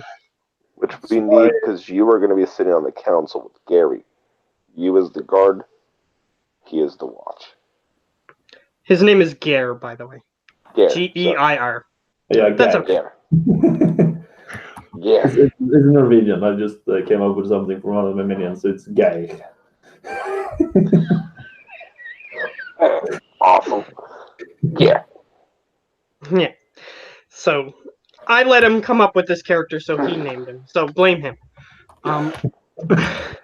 Probably nobody here in the temple can spell it correctly, so it's perfect. I mean, if I had to come up with every character, then there would be no characters. Oh, I understand. But either way. So, yeah, he's ready to leave if you're willing to release him. Yeah. Yeah. All right. Just get with Gare and start. Charge outer walls. So yeah, I kind of just see. Do we have like a uniform or something? That would be funny. I ask Lucius if we could find a uniform, like a police thing. Well, let's look in the camp for somebody that's a seamstress. He stops as you guys are talking about this, and he says, "Oh, since we're low on supplies, you could just find something like paint or things of that nature, and just make sure that we have a common symbol." I think that's a good idea. So I have my disguise kit. Can I like make something obviously like, look at me, I'm a copper, and like reds and blues at the helmet, something like that, like something really silly. So what were you looking for specifically again? No, so just some armor, some leather armors or something. But I'm gonna make it really silly. Hey, look at me, I'm a copper with reds and blues, and like make it super silly. Like, well, you need something to color it with. I have disguise kit. Would that work? It has limited supplies, is the problem. You might not be able to disguise everyone. No, what we're gonna need to do is find a seamstress in camp, or go like get one from one of the cities we're gonna go save. Okay, and we get them to make tabards that can be super silly, as you're talking about, though. I would love it. Are you saying this out loud while he's there? Yeah. He goes, how to fuck with gear, basically. Well, how about we do super depends silly on whether for or the not watch? you want the perpetrators to see us coming. Good point. Something silly and dark. Something that blends, and for the watch, and for the guard. Because if you want to run this like a city, and he sits back down, and he says, if you want to run this like a city, we need to be identifiable. Yes. So when people see us walking down the street, they know who we are. Yes. And if you want to have a set of rules that are just, whether or not you want them just is up to you. However, if you want them to be just, then you're going to have to make us announce our presence, that sort of thing, so it's not going to really matter. But if you don't want us to have to announce our presence when we're doing a raid or whatnot, then you might want to go for something more camouflaged.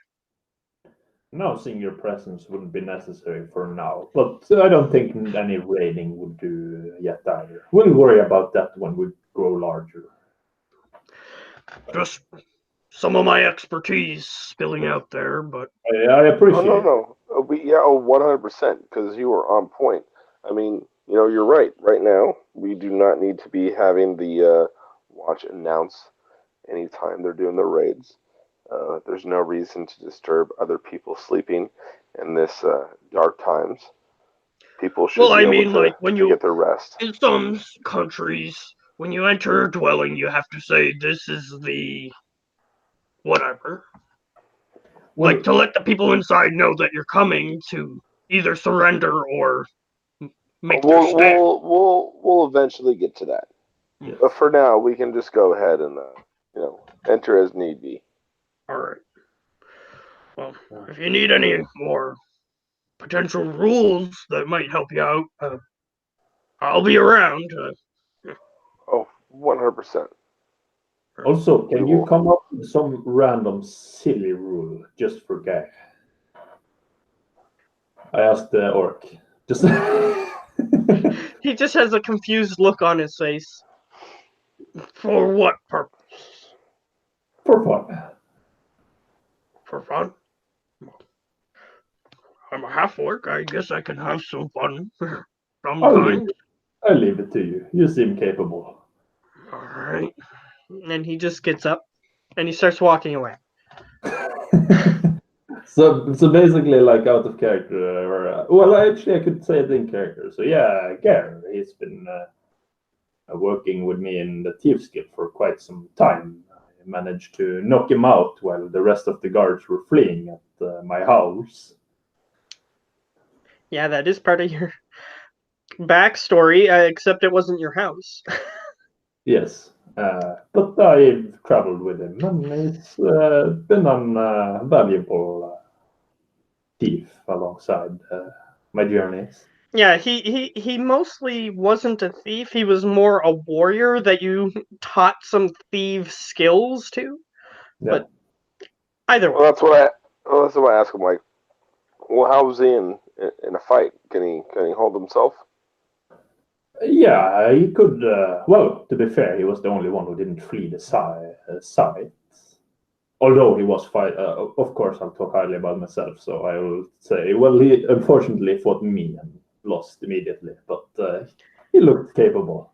yeah, to expand on the story a little bit. Yeah, sure. You can say it. He was robbing a courthouse to relieve it of a large gem, which is the gem that you are familiar with, actually. He fought Gare, and Gare was the only one who didn't run away when he heard the stories of Howler. Because he was actually telling people the stories of Howler, because Howler had planted a Thieves Guild member in there, and he was telling the stories, and then that Gare was repeating the stories, and everybody else ran away as soon as Howler entered the room. And he was the only one who remained standing guard, and Howler dispatched him, knocked him unconscious. And he is he's honorable to his oath. So since everybody else ran away, he was disenfranchised with the doing guard business and decided to join the Thieves Guild, who was more honorable than them. Honor among thieves, that sort of stuff. Just Yeah. fuck everyone Okay. else. Sorry. So the reason he's even with Howler currently is because he swore an oath to him. Okay. All right. But he can hold himself up in a fight against normal people that are not Howler. He is a very strangely leveled person. He has a couple levels in fighter, I think, and a Yeah, couple levels in thief or rogue. So he's a very strangely leveled person, but he does have abilities that he can use. Okay. Well, that'll be useful. Yeah. So he's basically a fighter who has like sneak attack and stuff. So that's why I thought of him for the police force. Basically, he can do the quiet part, but also the brute force. Here comes the chopper. Yeah. Yeah, No, I like whenever it. in the Thieves Guild he needed him, it was to do some punching more so than sneaking, but he can also sneak into the areas where he needs to do the punching. Yes. Okay. No, that's going to be useful. All right, so we just established 3 more council members. So we have the city guard, the city watch. We have the guild, the merchant guild master. We have I the put paladin. Archmage. Yeah, put him as Archmage. That would Yeah. make more sense. I put Rayford as Spymaster. Ian Darrow I put as Head Telemancer, just because it sounds cool and I wanted to make teleporting. I put the Necromancer as the Gravekeeper, because he has all the undeads and shit walking around. Then the Brewmaster Logus. I have no idea if he's gonna do that or what he's gonna do, but I guess we'll have to talk to him and find out. That was the monkey guy, right? Yeah. No, he's not going to be in it. Yeah, that's fine. And then it's the Troll, the Rock Thrower. There's also the Fanatic. What should I call him? Like, Fanatic seems a bit rude now that he's on our side. Religious leader. Religious leader. Or council, religious council. That might be better for him. He doesn't want to lead things, I think. He is also a paladin, so he can help in a fight if need be. Well, religious counselor works because he's still a paladin, somebody of faith. He can give counsel that way. And usually counselor, paladins are less educated in the religion, but that's yeah. fine. That works for us. It does.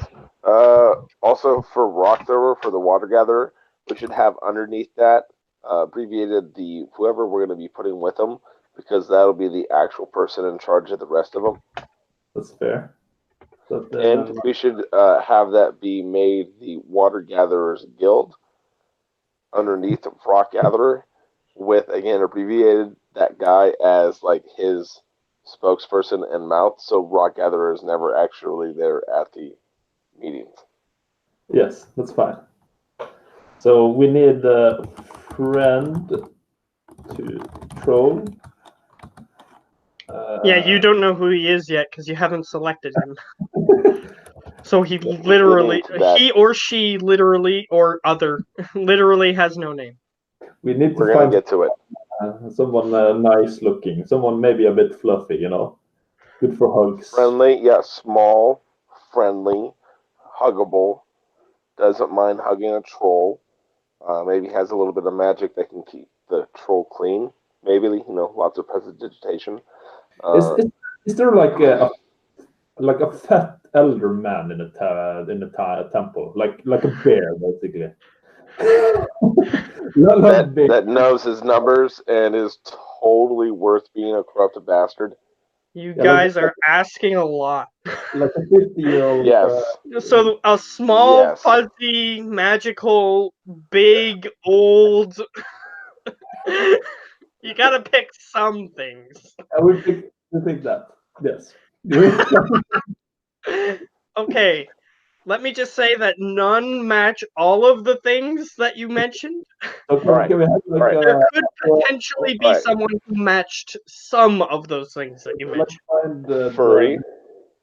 Requirement and look at them. Okay, furry. Can do numbers.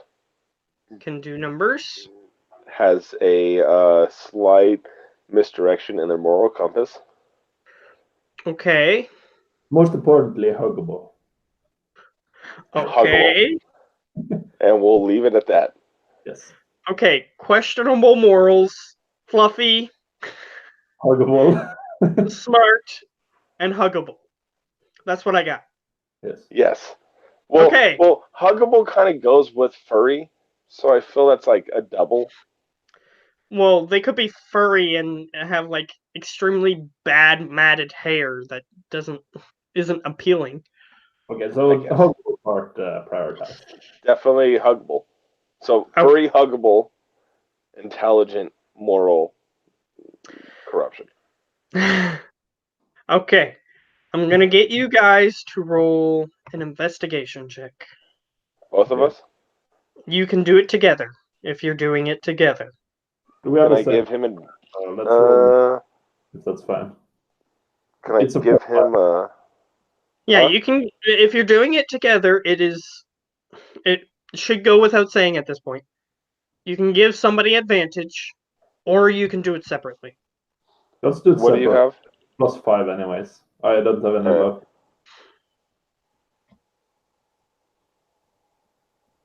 Yes. All right. You got it. It seems like he's got a slightly keener eye in this moment. You see what looks like a tabaxi currently. What's the best word? I guess maintaining their fur.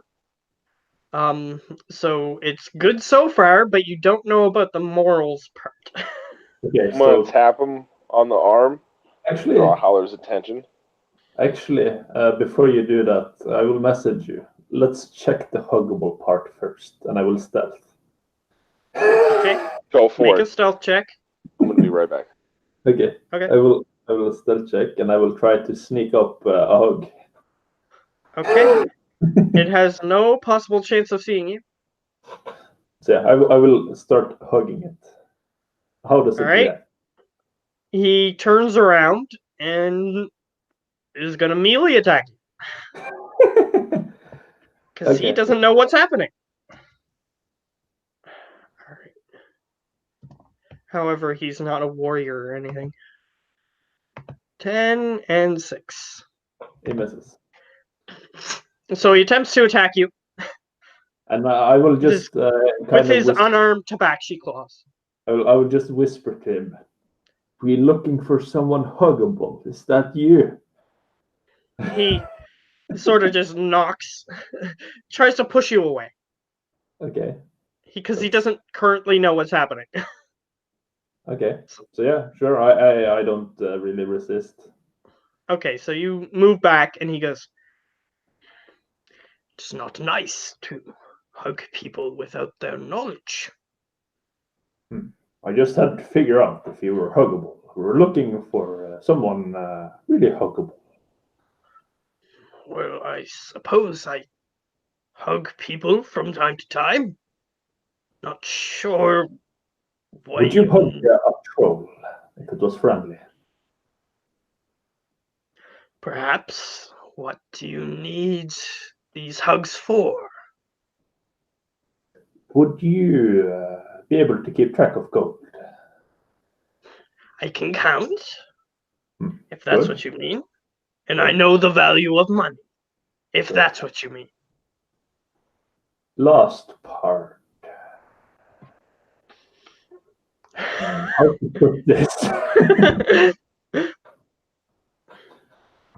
Okay, let's forget about the last part for now.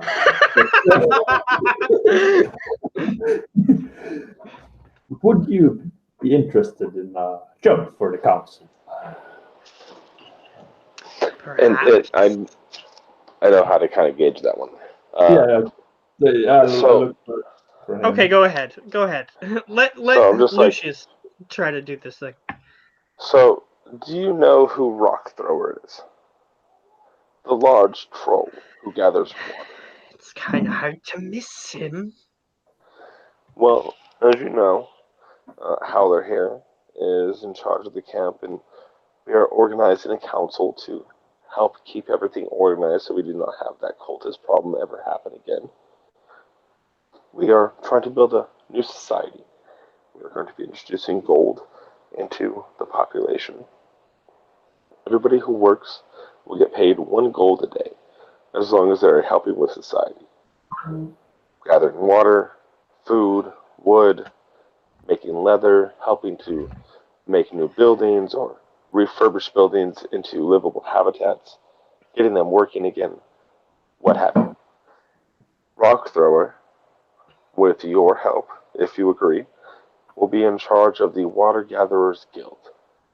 That comes with a seat at the council, which, with his...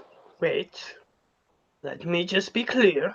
Does this include gathering food, other supplies or just water? Just More. water.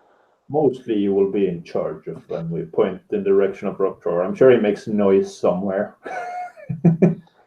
Yeah, he just, why not? He lets out a fart. He gathers the water. You gather the silver for every jar or container that is filled with water. Unless, of course, it's a family and they only all have small containers. We aren't going to be horrible to these people. Okay, and let me be clear again. So is there going to be a food gatherers guild and a wood gatherers guild? It seems slightly redundant, but Well, there will be different ones, but there is so much danger in going to the river alone. We thought we'd separate it for now, seeing as it's one of the most important needs. We think we're going to So- eventually turn it into something that is anybody who goes out to gather resources. We aren't sure yet what to call it, but water is the most essential of those that is required. so the water moniker is being temporarily used for perhaps other essentials being gathered. Yes, again, eventually we'll have to come up with a new name. If you have an idea, I am more than. I mean, and I looked at Howler. I mean, wouldn't you? Do you have an idea of something for anybody who goes out to gather the resources required? Do you have an idea? Well, if I might suggest something, the Hunter Oh, Gatherers Guild? That I'm going to would be- look to Howler. That sounds quite good. He, How about just gathering skill? Then you'll gather all sorts of things. One of them being water and one of them being hunting, and you'll have sub guilds at a later point. all right, as you wish. If that sounds cool by you. Yeah. But so you need me specifically to make sure that Giant Lug doesn't get into trouble with his money, Yes, and Well- that gets paid. and I get a slice off the top. This will be your work, so you would, of course, be paid for doing this. So the cuts are: you will be paid a gold a day, as will Rock Thrower, at the end of your day for being a contributing member to our society. You will also, from what you gather, take 60% and pay it to the person who's going to give you your gold. From the rest that's left, you'll take another 10% for the guild. With Rock Thrower, whatever you do after that, he won't be able to count. So you're saying he cannot count? That's why you're there. Hmm. Just Yes. don't screw him. And I make it He clear has again. a It's like raised slight eyebrow. And again, I'm being intimidating, but like being open to like you can take what you want, just don't screw him. Let him enjoy a little bit of the comforts of life.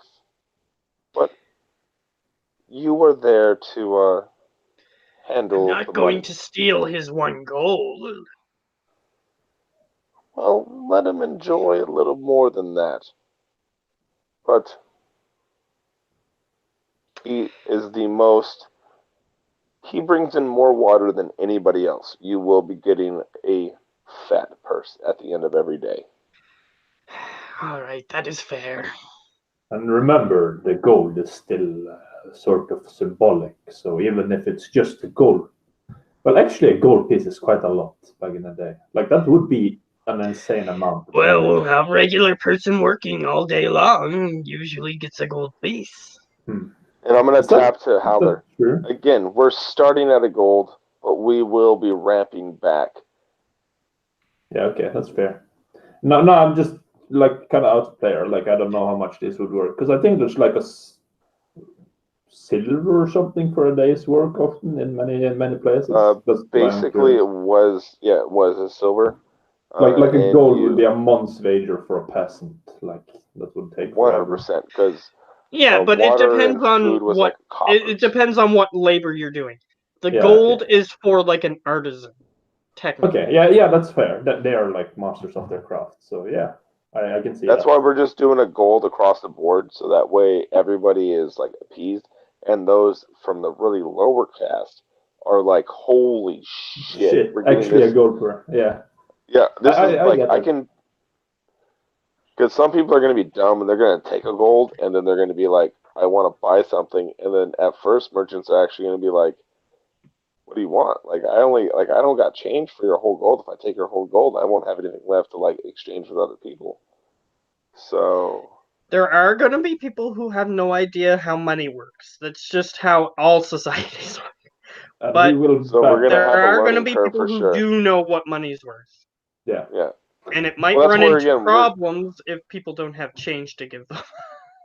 well, that's where we're going to have to work with the merchants beforehand, why we have to get everybody into line, so that way we have where it's like, all right, merchants, we're going to potentially give you like 10 gold in change, so that you can actually deal with people. Yeah. Because we have copper and silver and stuff, so we should be able to split it up. Oh, and that's definitely how we're going to break it up with a lot of these people. It's going to be like, oh, you gave me a gold coin? Cool. Here's my gold. I'm going to take that gold coin. I'm going to give you back like 500 copper. And then I'm going to give you back some silver. And there you go. Bye-bye. All right. That'll work fine. So he is willing to do what you want him to do. Okay. All right. So yeah, what do you call him? What's his name? What do you call me? Yes. What do you call yourself? Well, what I call myself and what I am called are two different things. So which one do you prefer? Fair enough. My name is Leaf, as you people would call me. Leaf. Leaf. Leaf. Okay. All right. Leaf, come with us. There's a troll you need to meet. Fair enough. Now remember. And he goes, by the way, my full name is Leaf on the Wind, but I doubt you care about that. Avoid any large stakes. Now, you sorry, I had to go for it. Now, if you will really care where the name came from, it's because I tend to go wherever the wind blows me. Well, try not to have it blow you far from the troll. I'm gonna leave it Well, to I you. do have self-preservation, so yes, I will remain here for now. Well, befriending the troll is also a good idea on survival. Anyways, since you will now be in charge with Rock Thrower of the Gatherers Guild, I will leave it to you to speak with the other people in charge of the different gatherings. Basically, get it out amongst them. Well, at the Start moment, organizing. it's mostly just whoever wants to do it just does it. So I'll just tell everyone that there is going to be a hierarchy put in place, perhaps. After the meeting, because there will be a meeting in a few days, and that's when we'll start this project. You are gonna show up because you will be part of the council, and if Rockthrower comes, it's okay, but try and keep him calm.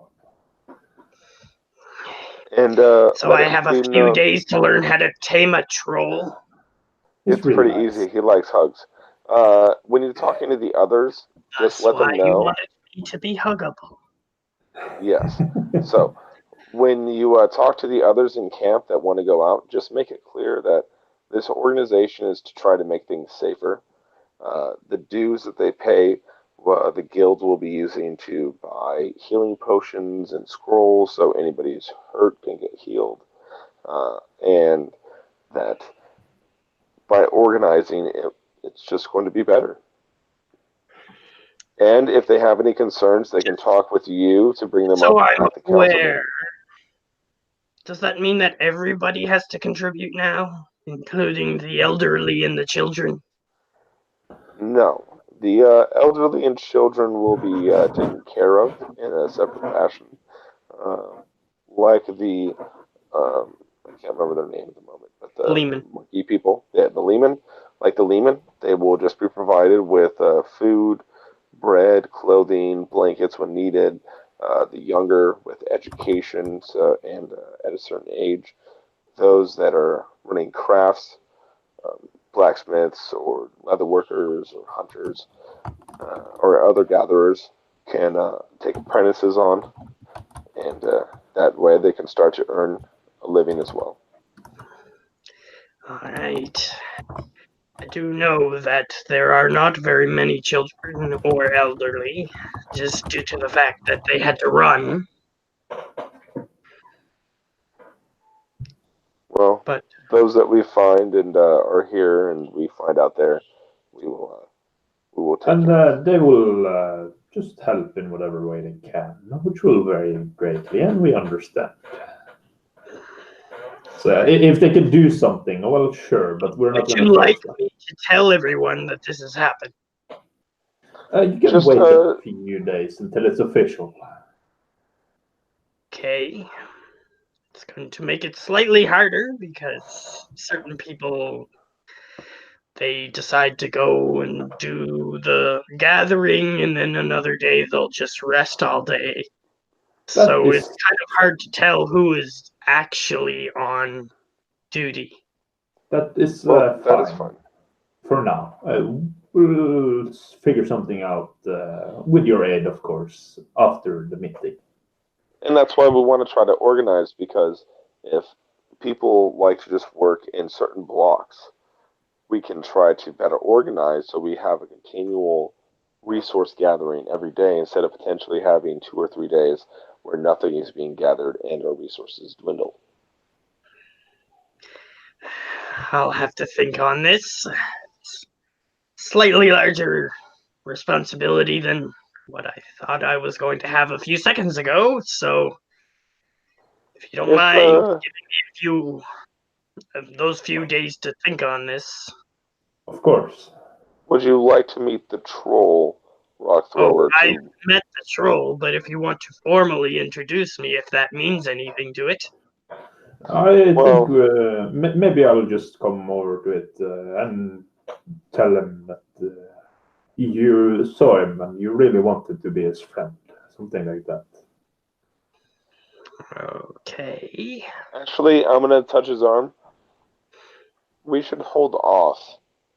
We did tell him that when we introduce the new friend, it's going to start. That is true. So we might do it after the meeting. Good point. We're going to have to do it after the meeting. Yes. But you should go ahead and give it some thought, and if you agree, go ahead and talk to just a few of those that you know were more of a position of authority with some of the others in the different gathering um, fields and hunting fields, those that the others kind of look up to, and just feel them out. All right. And he just goes and sits back down to where he was. Since he's not actually going to be going anywhere at this second. Yeah, Give it that's some thought. Give it some thought, and then handle it. Yeah, and there's a couple other tabaxi just sort of hanging around where he's sitting. If you wish to say anything to them or not. Can't think of anything. Fair enough. So then we move on. okay. Well, we can probably cut it short at the time, but I would like inform Gael about what's happening and that we're making a police master out of him. Yeah, he's down to go with anything that you say. Okay. And I'll just inform him about the other thieves that we're police masters now. I make it into a large. They just partially look confused at first, and then they start cheering, and then they just sit there confused. Yeah, I'll just make some jokes like, why would we need to steal things if we can just confiscate it? I'll also in They thieves' all can't. they all laugh heartily, but then they're still confused. Yeah, that's fine. I'll just say in thieves' can't. I know it'll take a minute, but I'll just say it so that way like they kind of know I'm a part of like the life a little bit. But like it's all about the long con, about setting the seed that the Thieves Guild not only lasts forever, but controls the entire city. And one of them just replies with, "That's a pretty long con in thieves' camp." Worth it. Oh, I'll just reply to them. Well, you know me. I've always gone for the big scores. They're still a little bit confused because they're not sure entirely what everything's going to entail, but Just at first, do your jobs. Be actual constables and like watchmen. Uh, don't start skimming from the shops or anything quite yet.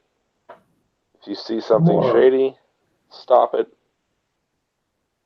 When things get a little bit more established and we can maybe double or triple our numbers, and it'll be easier to hide with the amount of money flowing. you see a That's when we little, start you see a making. gnome speaking thieves' can't. So a really long con. Only way to pull it off.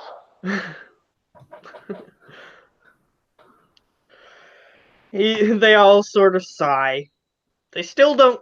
They're not going to know entirely what's going to be part Yeah, of this I'll until just they're in it. But I'll let them Look, know boys, that Gare will come with more information later after a big meeting.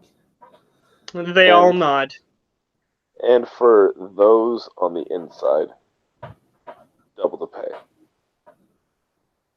Yeah, They that's look at each fine. other, and some of them clink their glasses full of water because that's all they currently have. Yeah, we gotta work on that. Yeah, actually, do I have Yeah, something in my when we're in inventory? our but when our cold Uh, spells, you boys will get double the pay. When it's hot and we're taking the skim off the shops, you're gonna drop to what everybody else is getting paid. But when the cold times are here, you'll get taken care of like always. They seem like they're in agreement with this. yeah. So, unless if you had anything else that you wanted to immediately do, there's something that we need to go back to do. Which is? Okay. Because Lucius had a dream that we needed to get to, but we skipped past it in order to let everybody else do things. We could probably Okay. do that later if you want. If you But I guys don't want to think it's end it gonna. because it's an hour later than normal, but if you want to do it now, you can. How long do you think it will take?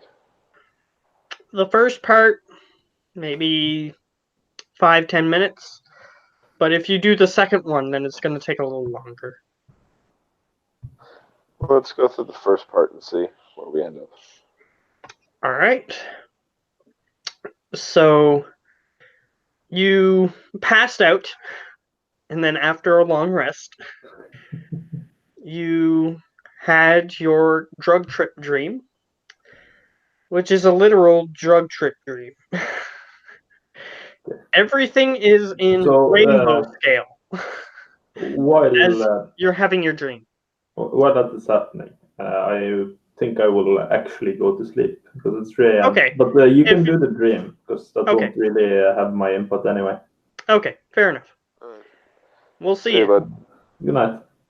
Yeah, just Good give night. me like what animal and stuff because that would be interesting. You can just do it on Facebook or something. Yes. Each person has an animal associated with them. So, See ya. yeah,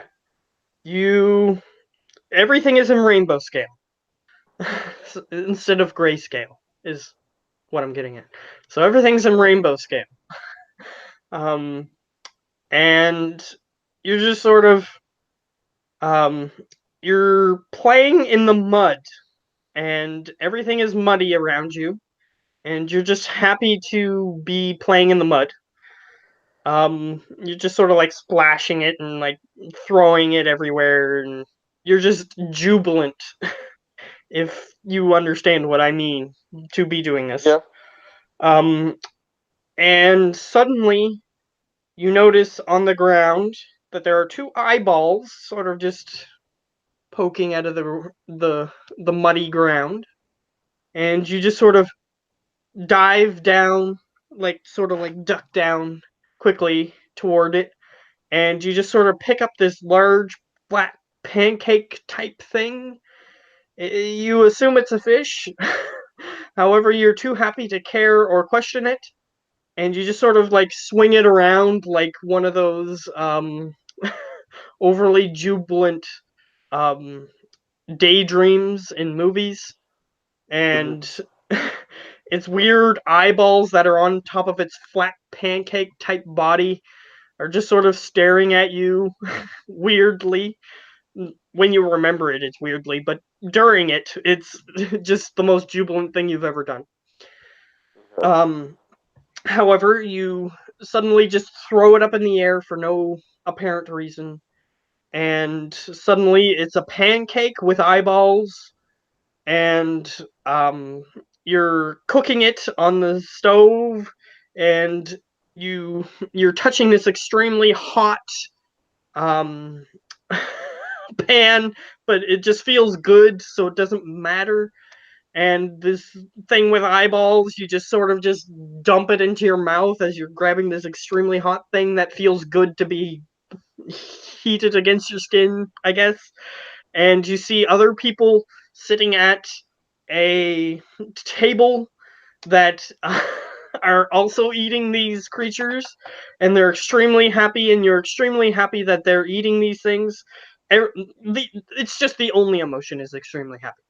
Um, and the the weird fish creatures are also like swimming up onto the plates so that way they can eat more and you can eat more, and it's just a weird experience remembering.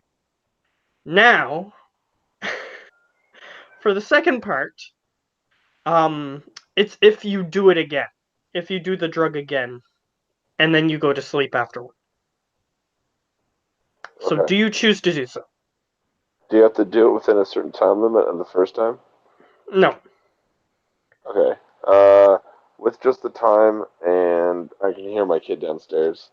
I'm gonna cut it. And could we do it next time? Sure.